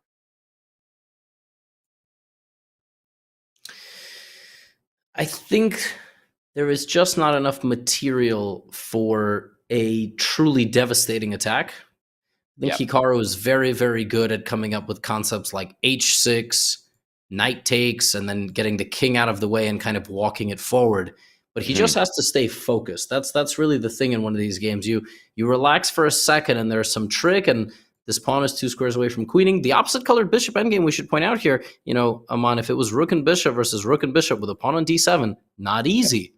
No, not at all. And then the white king, by the way, will walk on the light squares. Yeah, it could make it all the way up. It's 1-1 right now. It's a race to 2.5 points in this one. And if it's tied 2-2 after the best of 4, we will once again have Armageddon. Magnus is he looking at that as well? Like, what kind of face is this? It's not even his turn. Is he just like, okay, wow, allowing knight e6? I mean, believe me, very intentional allowing knight e6 here. It has to be. So I just sitting here being like, wait a minute, why? Everything else looked too scary, I think, right? Like f7 pawn falling, he'd rather play a position where it doesn't look like white has any moves, right? Come on. Would you take, why is or would the you go best knight move e6? f4? This is huh? So again, we have live feedback here for the audience, and Hikaru's move is given a big question mark because white can just improve and do nothing. Stop highlighting it. I feel like you're Yeah, I knew it. That's such a Magnus move. Just improving the position and saying, you've got no moves. Rook d8, knight e6 is now game over. f7 is still hanging. King f6 is not playable. What pieces do you have left? Literally the difference between the previous position and this one is that h6 was more forcing. It forced white into capturing this pawn, and then black had to find this king walk. Oh my This god. is this is a Magnus move. I'm going to take on f7 or play knight e6 when I want, and my pawns in the long run are going to be the difference maker here, and my pawn's not hanging. Crazy. What a move. Yeah, if you imagine a position where white plays g4, and then we see knight e6, knight takes rook on f8, and then white plays the pawn to g5, that's actually like completely caged in, right? Black cannot move anything after that. And he must have seen that. He must have seen that. And Magnus in 2024 and 2025, he's doing this in many, many games. He definitely learned from various computers over the last 5 to 8 years, like when Alpha Zero peaked, of using his flank pawns. But this is another thing he does. He hunts down kings in endgame style games where he's not up any material. H6, now, Aman, like you said, you go here, the king comes out, you take the rook, and then you just bring the king. And Black does not have a move. Yeah, and the pawn on f4 stops king from f6 to e5, which would be a key resource to take that d pawn, even giving up the f7 pawn. So we will see this continuation, of course. And I think king e2 to stop bishop e3 maybe. Otherwise, just g4, h4 you want to do. But I think, bring the king up methodically. And good luck, Hikaru, because I don't know what you do. And remember, even though the pawns are even, Levy, like just counting them up, they don't feel that way because you got the double pawns for Black, and the d pawn makes the difference. Aman, this is, and now the king has made it to f4. Black can't get closer. Black has no moves, and we infiltrate with the king. That idea that I was showing a little bit earlier. This king is going to get to c6, and Black is completely lost. And after that, you can play rook takes f7 and just sack, and probably the pawn endgame is winning as well once you have your king up there. So I almost I don't even know what to say. And Hikaru's got that face like he's realizing it as well. Just looking at the camera there, he's just kind of shocked, like, huh? How do I have no moves? And that's exactly what I think everyone here is slowly realizing. Magnus, obviously very excited about that. There is a world in which this king is getting to c7. You sack the rook, the pawn goes up, the bishop or the king try to come back to stop it. Your king's here, escorting this pawn's going, Black can't stop both. And that is how Black is going to lose this game. Yeah. This is crazy. So king g6, let's say king e5 or king e4, I'm not sure which one, but one of them. Yeah. It's almost like as Black, you do need to give up the f7 pawn and just play like rook e8, rook e1, like try to get some counterplay or something, because if you sit here and just let it happen, I don't know what to recommend here. Magnus has so much time on his hands, Levy. He's playing bishop b3. He's like, let me defend that bishop so everything is covered. Oh my goodness. Just to drive a point home here, like it's the light squares that are obviously decisive for white, but it's also, again, both pawns on dark squares walking into a light squared bishop. In the long run, there is a world in which white wins this pawn. And even if Black were to give up, white were to lose these two pawns and get a bishop, this is the difference. It's the fact that these two are going to survive, right? But Aman, I got to tell you, it's getting a little weird. It's getting a little weird. Well, he's got g5, king e6, bishop f5 on his mind, but the Black king goes to d5 there, and I can guarantee you Hikaru will be happy with that transformation of the position, because at least he won't be completely tied down anymore. So I feel like he needs to reset things here with bishop p3, and yes, he does. He's not doing this. That is the winning plan. In fact, it's the only winning plan. He's looking at it and he doesn't like it because I guess the rook is going to get off the back rank and rather off of passivity, but also the king is going to walk to this pawn. But actually, and he might just be forced into this. Yeah, he definitely has to do it. Now, the thing about king d5 is you're blocking bishop from hitting f7, but you need to do it. It's a necessary move. King c6, the g pawn doesn't matter. Yeah, Hikaru can't believe it. This is really, king c6, and I mean, it looks like you've made a mistake, Aman. It looks like the pawn's going, but it's too slow. Yeah, actually, even worse than king c6 is d7, rook e8, and if the bishop goes to c7, then you've got king c6. This is also what I was talking about for everybody, right? Bishop takes this. It's these two. It's the fact that they're never going to be broken apart by the pawns for black. If these pawns were on A4, B5, you start pushing them. It's actually possible, but bishop D6 here is just game over. I mean, white will win that very easily. I don't see a path forward because even if you try to play, for example, like bishop G3 to H4, white plays D7, rook E8, and the black rook on F8 just doesn't have anywhere to go. So yeah, you can't even you can't even play that, like to cover D8 and sack the bishop for the pawn there. No, you have to take it now. Amazing. And Magnus getting it done from a position where that was an unbelievable move earlier. I'm still thinking about it when Hikaru took the knight on F3 and Magnus just ignored it. That was a shot. Yeah, and Hikaru found bishop D4, bishop C5, but just even the gall to not take the free bishop, to use his last pawn, and it just shows you how practically you can't watch Magnus's games and just rely on the evaluation bar. It's so difficult. Every moment, Hikaru has to be accurate. Having said that, Aman, it is also part of the opening Hikaru plays. He does play an opening which bears a massive responsibility to play 20 to 25 accurate moves.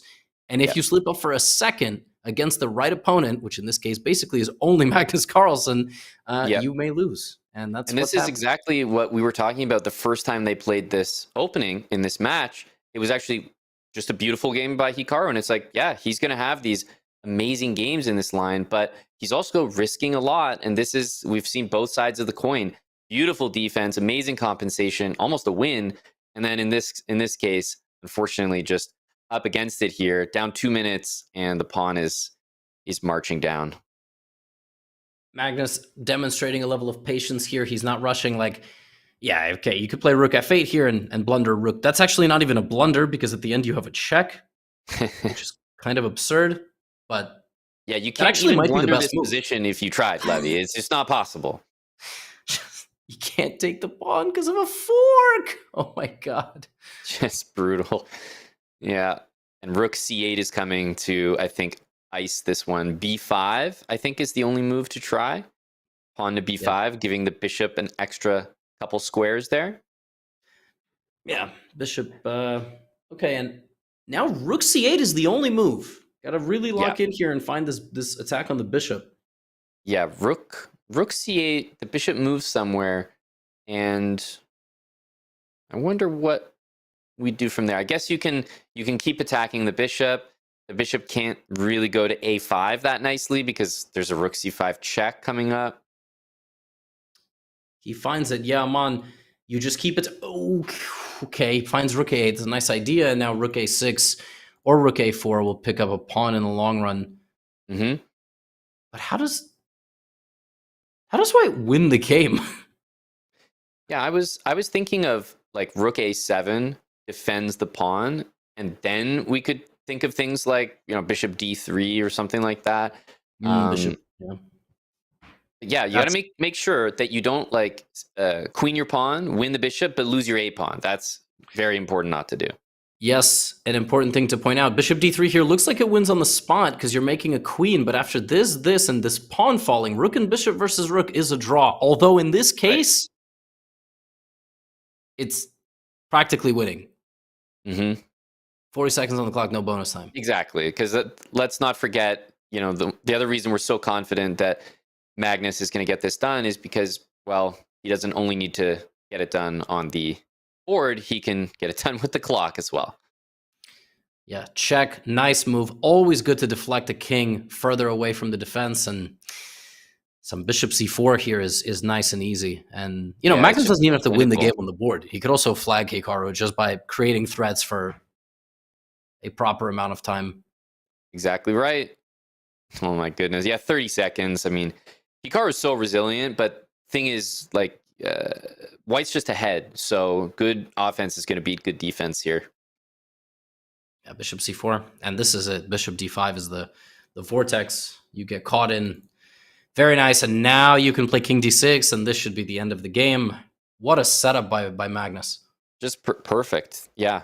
The technique here has been impressive, and I think we will see a resignation there. Wow. What a fight between these two. Hikaru is beside himself. He's shaking his head and he's talking to himself, and he's definitely missing something. He missed F4 for sure. Yep. But he's got to get over it quickly, Amon. It's 2-1, and he needs to win the next game. That's right.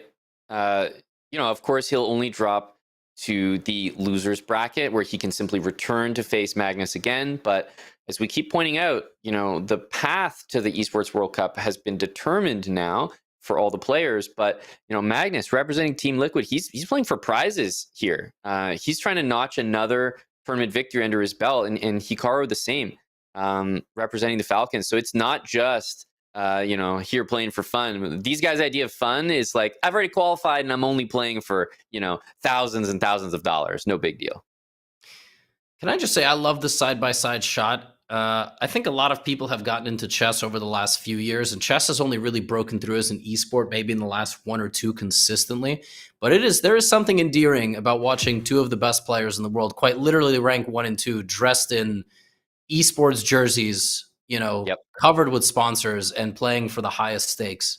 I just find it very, very endearing after watching chess for 25 years without seeing that.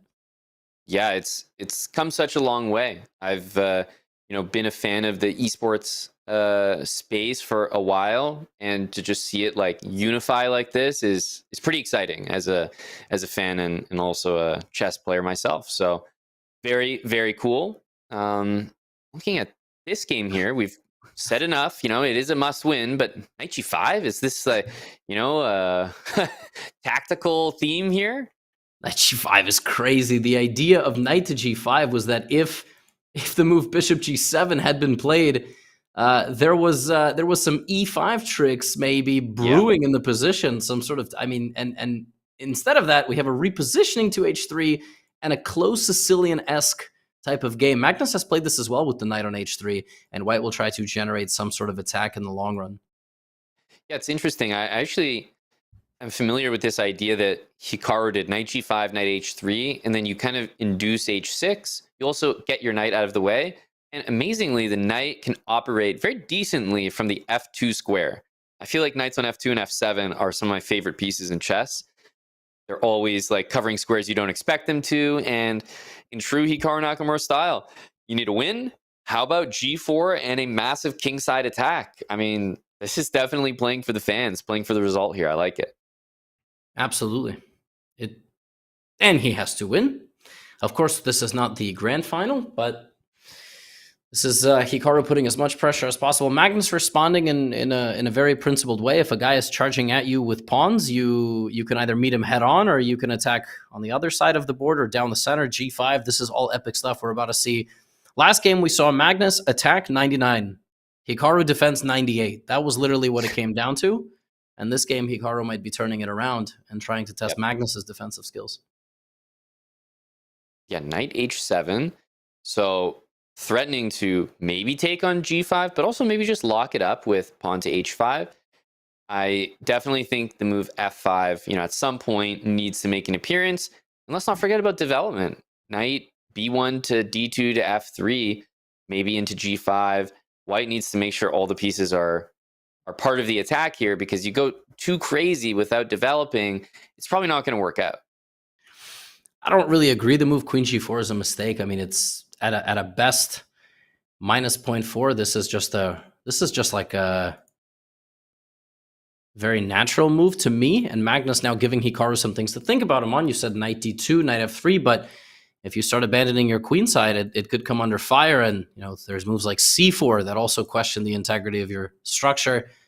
So not an easy position at all. In a bullet game, this is like a 70% chance that Hikaru wins it, even against Matt in bullet, because it's much easier to attack in bullet chess. But with 8 minutes on the clock, it's not so simple. Exactly. I'm really surprised that Magnus is just so confident. Maybe that's what it's like to be number one. He sees queen g4 aimed directly at his king, and he's like, sure, b4, just queen side move. I'm not scared at all. Queen g3, posturing on the other side of the board here, but it feels like Magnus is just saying, okay, you got your stuff, I got my stuff on the queen side. I would have been wondering about king h8, like should we get out of the g file? But Instead, he's trying to make sure he has his own counterplay so that Hikaru can't just all out on the king side. He's got threats to think about in the center. Yeah, and apparently b takes c3 was wrong, but apparently b takes c3 by white was wrong, and apparently bishop a6 are wrong. Everything is wrong. Computer's just hating on everything.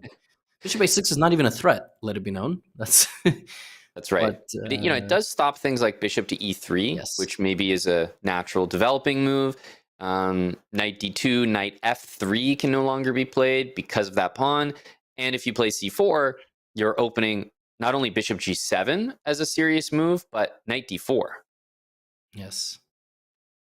Knight d2 I still like, and on top of that, if you play rook d1, it's almost a step backwards. The rook is trying to be on the f file. It's not really trying to be going that way. Knight c4 is a big question. I don't know if you play a move like this. You attack the queen, you attack the pawn on d6, but you voluntarily eviscerate your pawn structure. Maybe you don't care because you're attacking anyway, but in the long run, it will cost you. So, yeah, I think I would really consider that, especially given the constraints of needing to win. Knight c4, queen takes c3. That starts to get more interesting. That I'm not 100% sure about. Yeah, and then you would have had to play bishop b2. This feels a little slow. I mean, it feels like it's all proper, but by the way, we're living in a world in which rook b8, rook b2 is the solution. I don't know. That makes perfect sense. And I will take a look. We have the okay, that's not the best move. Queen b6 targeting. I would never play queen b6, but I guess it. Yeah. So what does rook b8? Let's just say is very, very, very natural. I'm wondering if white's playing knight b3 because rook b1 does not feel like the move. Ever. Like this one drops a2. The other rook to b1 is just nonsense. And you're not achieving anything.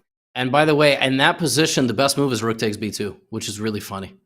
Yeah, that does not surprise me. Queen c3, knight d4, d3 hanging. This is disaster. Yeah, so that's why Hikaru played it slow. He didn't try to play. That's why he's going for bishop b2. But queen, was that that was on purpose? I think. I mean, it's a double attack. d3 and b2 threatened. Pawn a4 looks like a move you'd want to throw in here. And then the interesting thing is the queen, I guess, I was going to say queen b3, maybe queen b7, but one of the moves that still attacks the bishop. Yes. Interesting. So this was Magnus's idea. He did not want to put the queen on b6, where the knight would have come with the tempo. Interesting. This looks like a strange configuration, but then you look at who's playing it and you go, okay, maybe I don't understand chess. Yeah, one of the funny things I was considering was a4, queen b3, and then rook a3 by white, and then you go back to b7. And then you're like, well, now maybe the rook on a3 is a bit ridiculous. It's a good point, because then white has to spend at least one more move going backwards. But overall, I think this is a win for Hikaru as far as the opening goes, and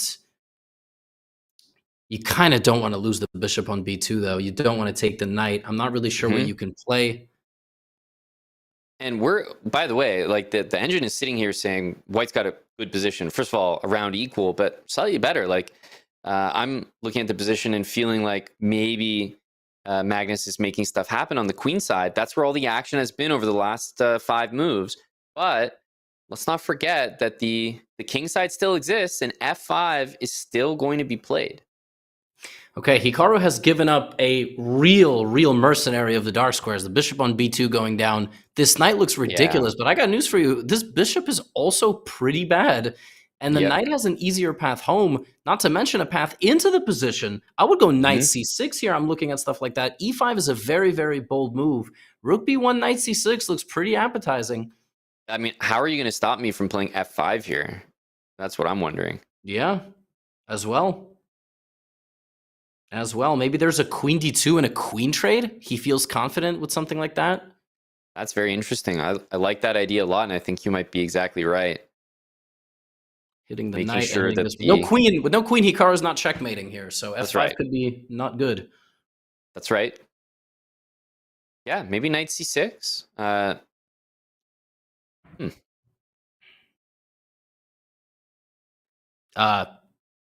Let's see. Queen d2, definitely possible here. It is the top line of the computer. Knight c6, queen e3, you trade. I wonder what Hikaru has in mind. Well, there is pawn takes g6. So queen d2, pawn takes g6. I guess you're just taking back and going king h8, and it's almost like, well, thanks for opening the g file. Maybe I'll use it to checkmate you now. Yeah, there's all sorts of lines where the king gets out of the way. Also, yeah, look, we were looking at queen d2. There's also king h8 now. There's king g7 now. There's a million choices and only 5 minutes to play them. Yeah, I really like this queen d2 idea. Roughly 5 minutes apiece here for these two. So still a very, very healthy amount of time, considering the position is still very complicated. And if queen d2, queen e3 happens, the game's really going to simplify. And I have to say, Levy, the outlook for Hikaru for a win after a queen e3 happens is I'm really having trouble believing. Yeah, wow. Magnus going into this line, losing the pawn and potentially creating his own counterplay on this file. He is a pawn down, but where is that pawn? It's right Hikaru here. Just smacked himself on the head there. He said, what am I thinking? Queen e3, rook g8? I don't know. Everything is loose here. Yeah, apparently the best move there was bishop e3 and queen takes pawn, just greedily taking the pawn back. That's so crazy. I would never. But okay, queen h5. And so queen takes d6. Is there rook takes g2? Yeah, that looks like a problem. There's a hanging bishop on a6 at the end. There's a hanging e5 pawn with check. It's just hard to navigate the full calculation, but I would at least be very concerned about it. Absolutely. Queen d6, rook takes, then you bring the second rook, and that whole sequence is actually going to end up being slightly better for black, but Magnus is not interested in that. He's just interested in a draw because that would end the match with a 2.5, 1.5 victory. So, yeah, queen h5 is the only way because you need to keep this knight protected. But I'd be worried if I'm Hikaru. I mean, this bishop is coming back very quickly, and if the pawn on d3 falls, everything is falling. Right.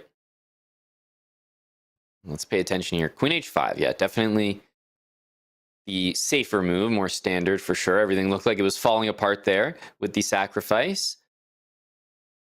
I wish the bishop on a6 was a participant, right? If you could only just get that piece into the game, everything would be different. And I'm sure white feels the same about the knight on b3, right? Put it on d5, the whole game is different. Put it on f5, it's completely over. So both of these strong players missing a strong piece. Wow, Magnus is still going for it. He absolutely did not need to do that. What has he missed? He has missed rook f3. Rook f3 is not only a defensive move against the attack on the knight, it's winning for white. So rook f3, queen e2, kind of pinning the rook to the queen. I guess there you can just go rook g1 or something. Yeah, just rook g1, and the knight comes back, and black does not have enough attacking pieces. Is that glass from Magnus really big? Like, is that just a massive water glass? Yeah, he just took a drink, and I was like, what's going on here?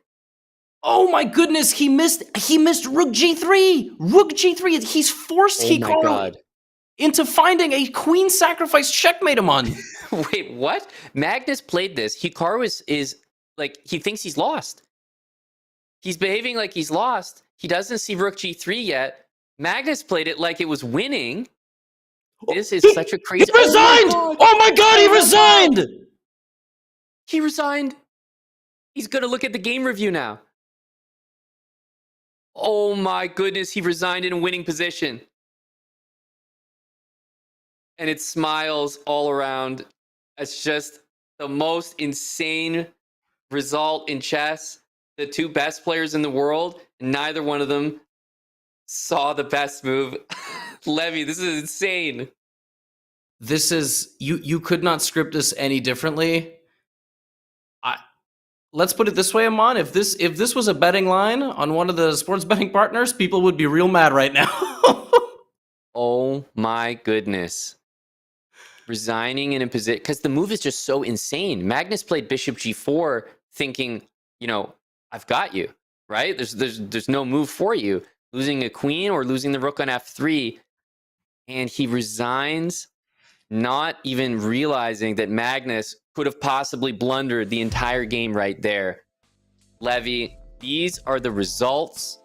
It's 3-1 as the final result in the winner's final. And Magnus moves on, awaits who is going to face him in the grand finals. Hikaru Nakamura is going to be kicking himself after that one. This is our full bracket, Levy. I don't think I've ever been a part of something like that before. I'm not even sure I've ever witnessed that. We have seen endless Hikaru versus Magnus. We've seen endless of these online events over the last half a decade, Aman.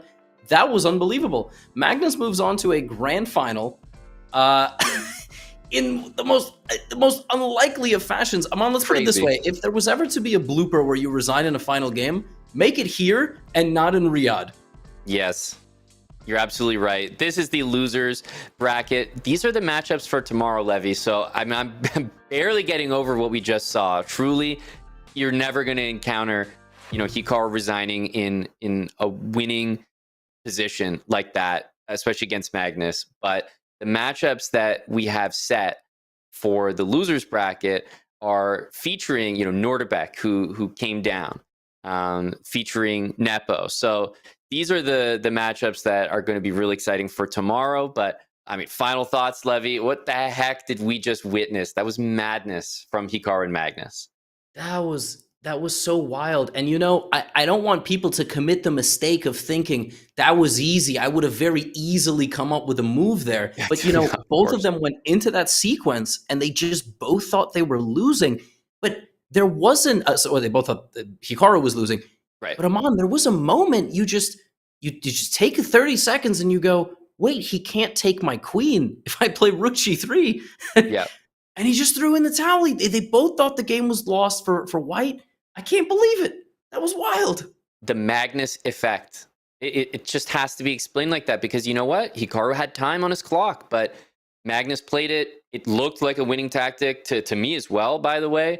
And then in the moment, he was like, okay, nice one. You know, you got me. And he just threw in the towel like that. But an important reminder, double check everything because there was a winning move for Hikaru. But as you said, better to have that happen here than in the, you know, grand finals in Riyadh at the Esports World Cup. So, you know, we will be back with potential, everyone stick around, interview with, of course, Magnus. But before we get to that, guys, let me tell you about Chess Up. As seen on Shark Tank, the Chess Up team returns with a brand new Chess Up 2 smart chessboard that combines the best of online and over-the-board chess.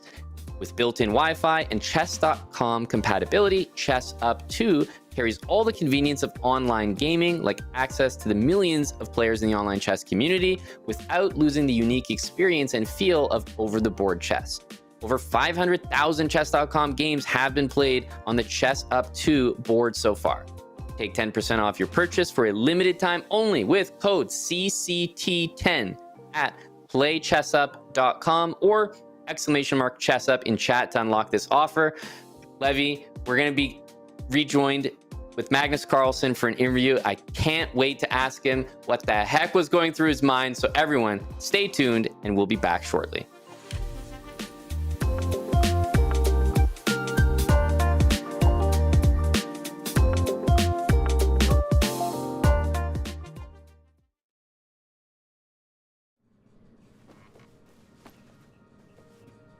Mom wore this to my wedding. Yeah. Yeah, she did. We'd each make one move every morning before starting our day. Never got to finish this one. You been practicing? Not since I was a kid. Why first? You gonna be all right, Dad? I'm gonna be good. Love you. Love you too. Come to Angelina's party? I'll be there. All right.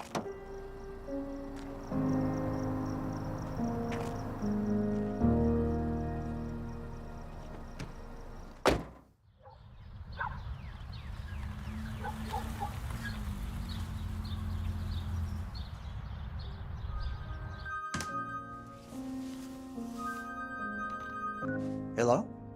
Ready to play? When did you do this? Don't worry about it. It's your move.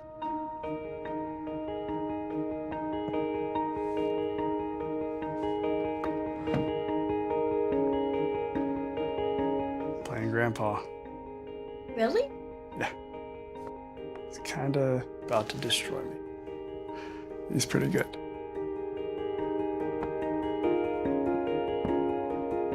Nice one, Dad.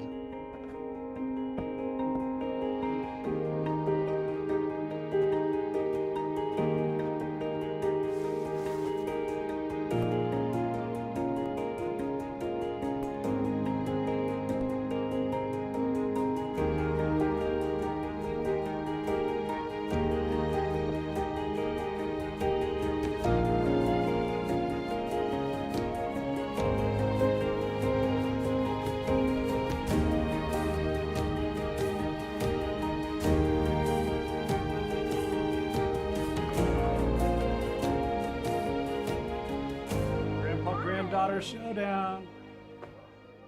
Going down. Sure about that? Yep. I believe you go first. Let's see if I can make this magic work again. Already off to a good start. Really? Are you sure about that? Mm-hmm. Okay, we'll just see. All right, well.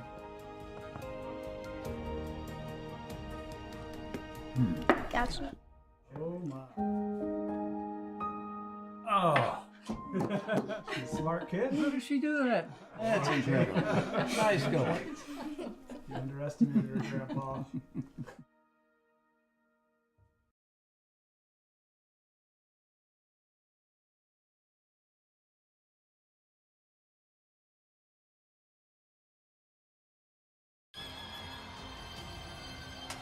The Esports World Cup is the place where the best gamers across all disciplines have the chance to come together. If you look at the history of games, the oldest, most important game of all time was still missing.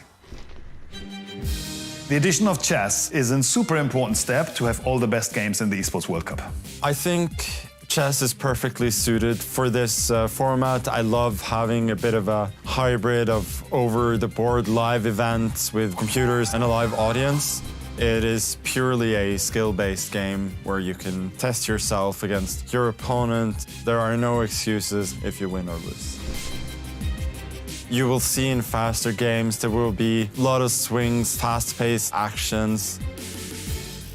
So I'm really excited for us to be part of it this year. Hopefully it's the start of something big.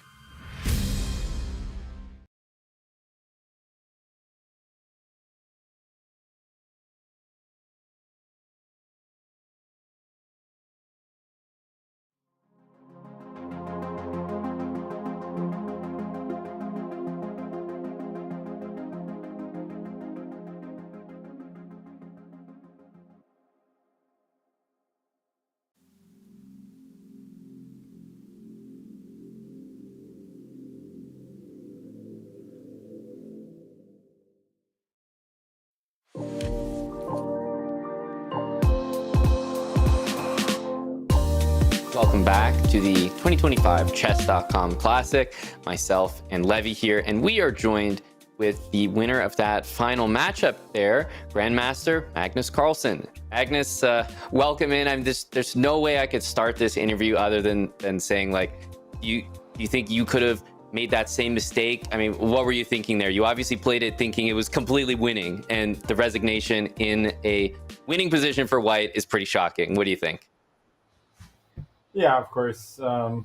Like everybody else, I was shocked by that. I just thought I was completely winning. I mean, I was playing out this whole line with this idea in mind, and I just thought like there was nothing. And then when I made the move, I saw it rook g3.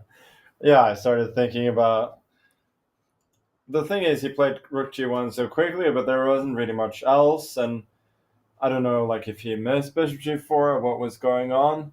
but the fact that like I saw Ruchi 3 immediately, but the fact that he didn't play immediately gave me a little bit of hope. And of course, then when he resigned, it was a bit absurd because at that point I was just desperately looking for ways that I could prolong their game, like Rook G5 or something after Rook G3. But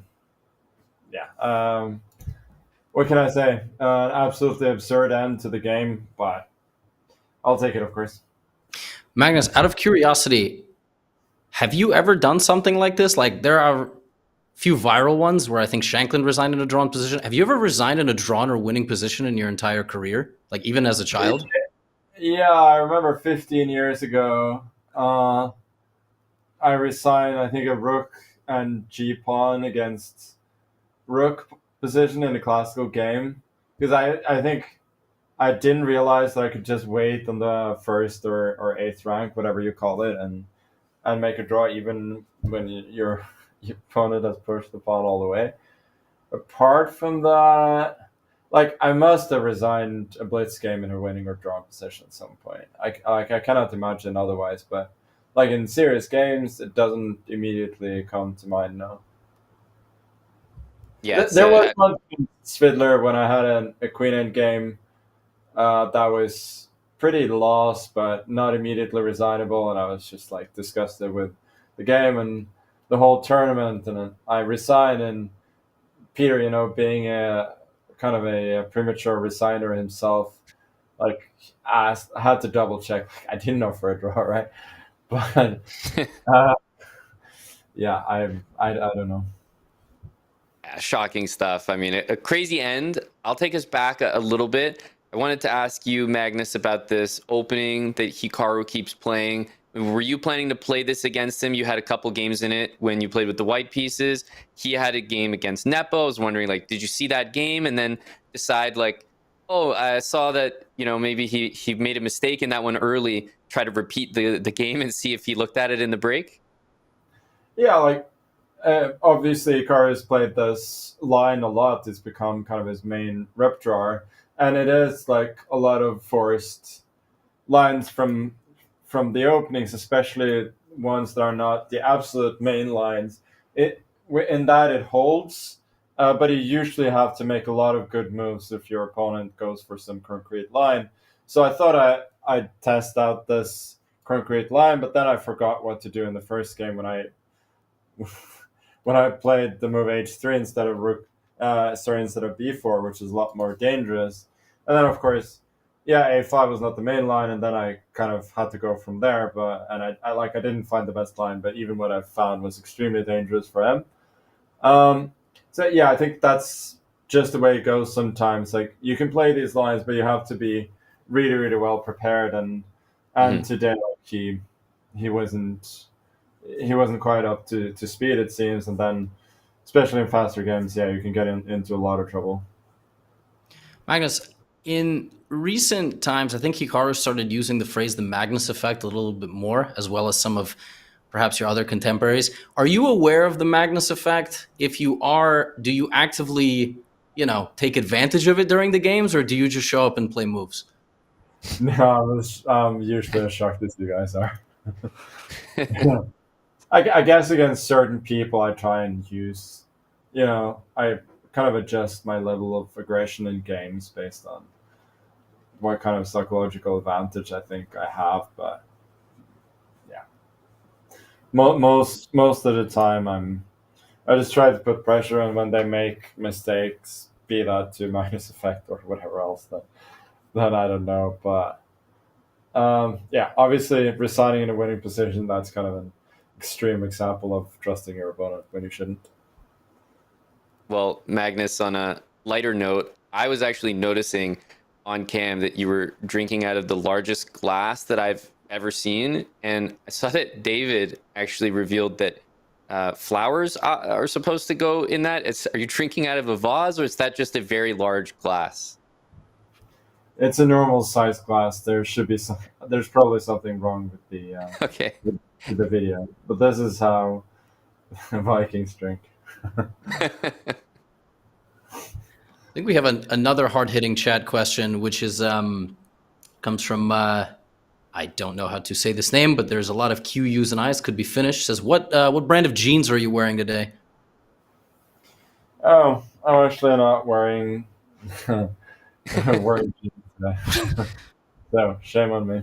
Thought that was heading a wrong direction. Then I realized we're in the corporate office over there. There was a bit of a turn in the weather today, so it's been pretty summer-like, at least as summery as it gets in Norway the last probably week or so. But today we're back to colder temperature. So yesterday I was rocking the shorts. Today we're back to pants, sadly. Very nice. Well, obviously there's still many more matches to come in this event. I'll just ask a final question looking ahead to the Esports World Cup. Magnus, what are your thoughts on Saudi Arabia? I don't know if you've been paying attention, but all of the players have now been determined from this event in terms of the qualifiers, so you kind of have an idea who's going to be there. But I mean, representing Team Liquid, I mean, how excited are you to play in the Esports World Cup? No, it's a big deal. Of course, it's a first for me. It's a first for chess. I love the idea of having faster chess in esports arenas, and as people have seen in these qualifiers, the no increment time control is extremely cutthroat, and I expect this event to be something special, and hopefully we can make something fun happen there. Awesome. Well, Magnus, I think we'll let you go. Thanks for your time. There's obviously more to come still in this event, so we'll see more chess from you. But congratulations on the result today, and we'll see you in the grand finals. Thank you. And there you have it, Grandmaster Magnus Carlsen. Levy, just a crazy win. Truly an ending to that match you could never predict. He moves on to the grand final, and we're looking at the bracket here. Our matchups are determined also in the losers quarterfinals. That is Abdusattorov, Fedoseev going up against one another, and MVL against Nepomniachtchi, while Hikaru Nakamura lays, waiting in the losers final to face the ultimate winner down there, and then the winner of that match would go up to play in the grand final against Magnus. Look, I'm gonna say it. I don't think that's ever happened against me. Not Hikaru resigning in a winning position. Frankly, like any grandmaster resigning in a winning position. So right, yeah, it's definitely a great win. I think it's one of those wins that supersedes being maybe upset at yourself that you missed Rook G3. And both of them qualified anyway. But yeah, man, I mean, that's crazy. This is like a once-in-a-lifetime lightning bolt. And just thankfully it did not happen when there was hundreds of thousands of dollars on the line. That's right. Only tens of thousands here. And well, let's also show everyone once and for all who has actually made it to Riyadh, who will be attending the Esports World Cup. And have a look at this. So obviously we know Magnus, Hikaru, Jan, they were already qualified even from the first chess.com qualifier. But we have Jan Krzysztof Duda, Arjun, Ali Reza, Nodirbek with his performance in this event alone was enough to qualify. Fabiano also with Team Liquid. And then we have Artemiev, Wei Yi, and then finally MVL and Fedoseev with their performances today, Levy, squeak into those last two spots. I really like this list. I love that everybody is signed except Fedoseev. I don't know who made the mistake of not signing him, but I don't know if it's too late. They absolutely should have. Fedoseev played on the Gotham Knights back when the Pro Chess League was a thing, and we won the championship with him and Hikaru. So I love that, this is players all over the world, from US to China and everything in the middle. I love that almost everybody is signed. And I also love that it's a mix of generations. It's really 50-50. We've got guys like Wei Yi, who's in the next generation, but a little bit older, then all the way down to guys like Nodirbek, Eric Geisy, Ferrugia. So it's up for grabs, but the Magnus effect is real. He still hasn't lost a game in the Chess.com Classic, Amon, and I'm not sure he's going to lose another one up until the very end. Yeah, no, you may be exactly right there. The path to the Esports World Cup that everyone has taken has just been so different, but it feels like Magnus is just hitting the winner's bracket, winning all the matches, and he's really looked untouchable. If he brings this level to the Esports World Cup, Levy, it almost seems like a foregone conclusion who's going to win that thing. But everything changes, in a big, stadium atmosphere like that. So it's going to be really exciting to see.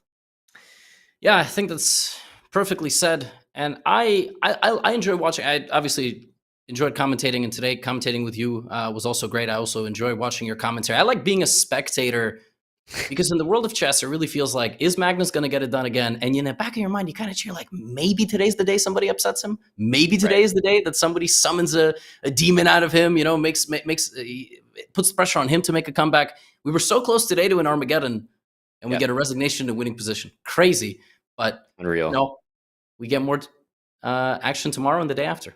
That's right. That's what the tournament format does.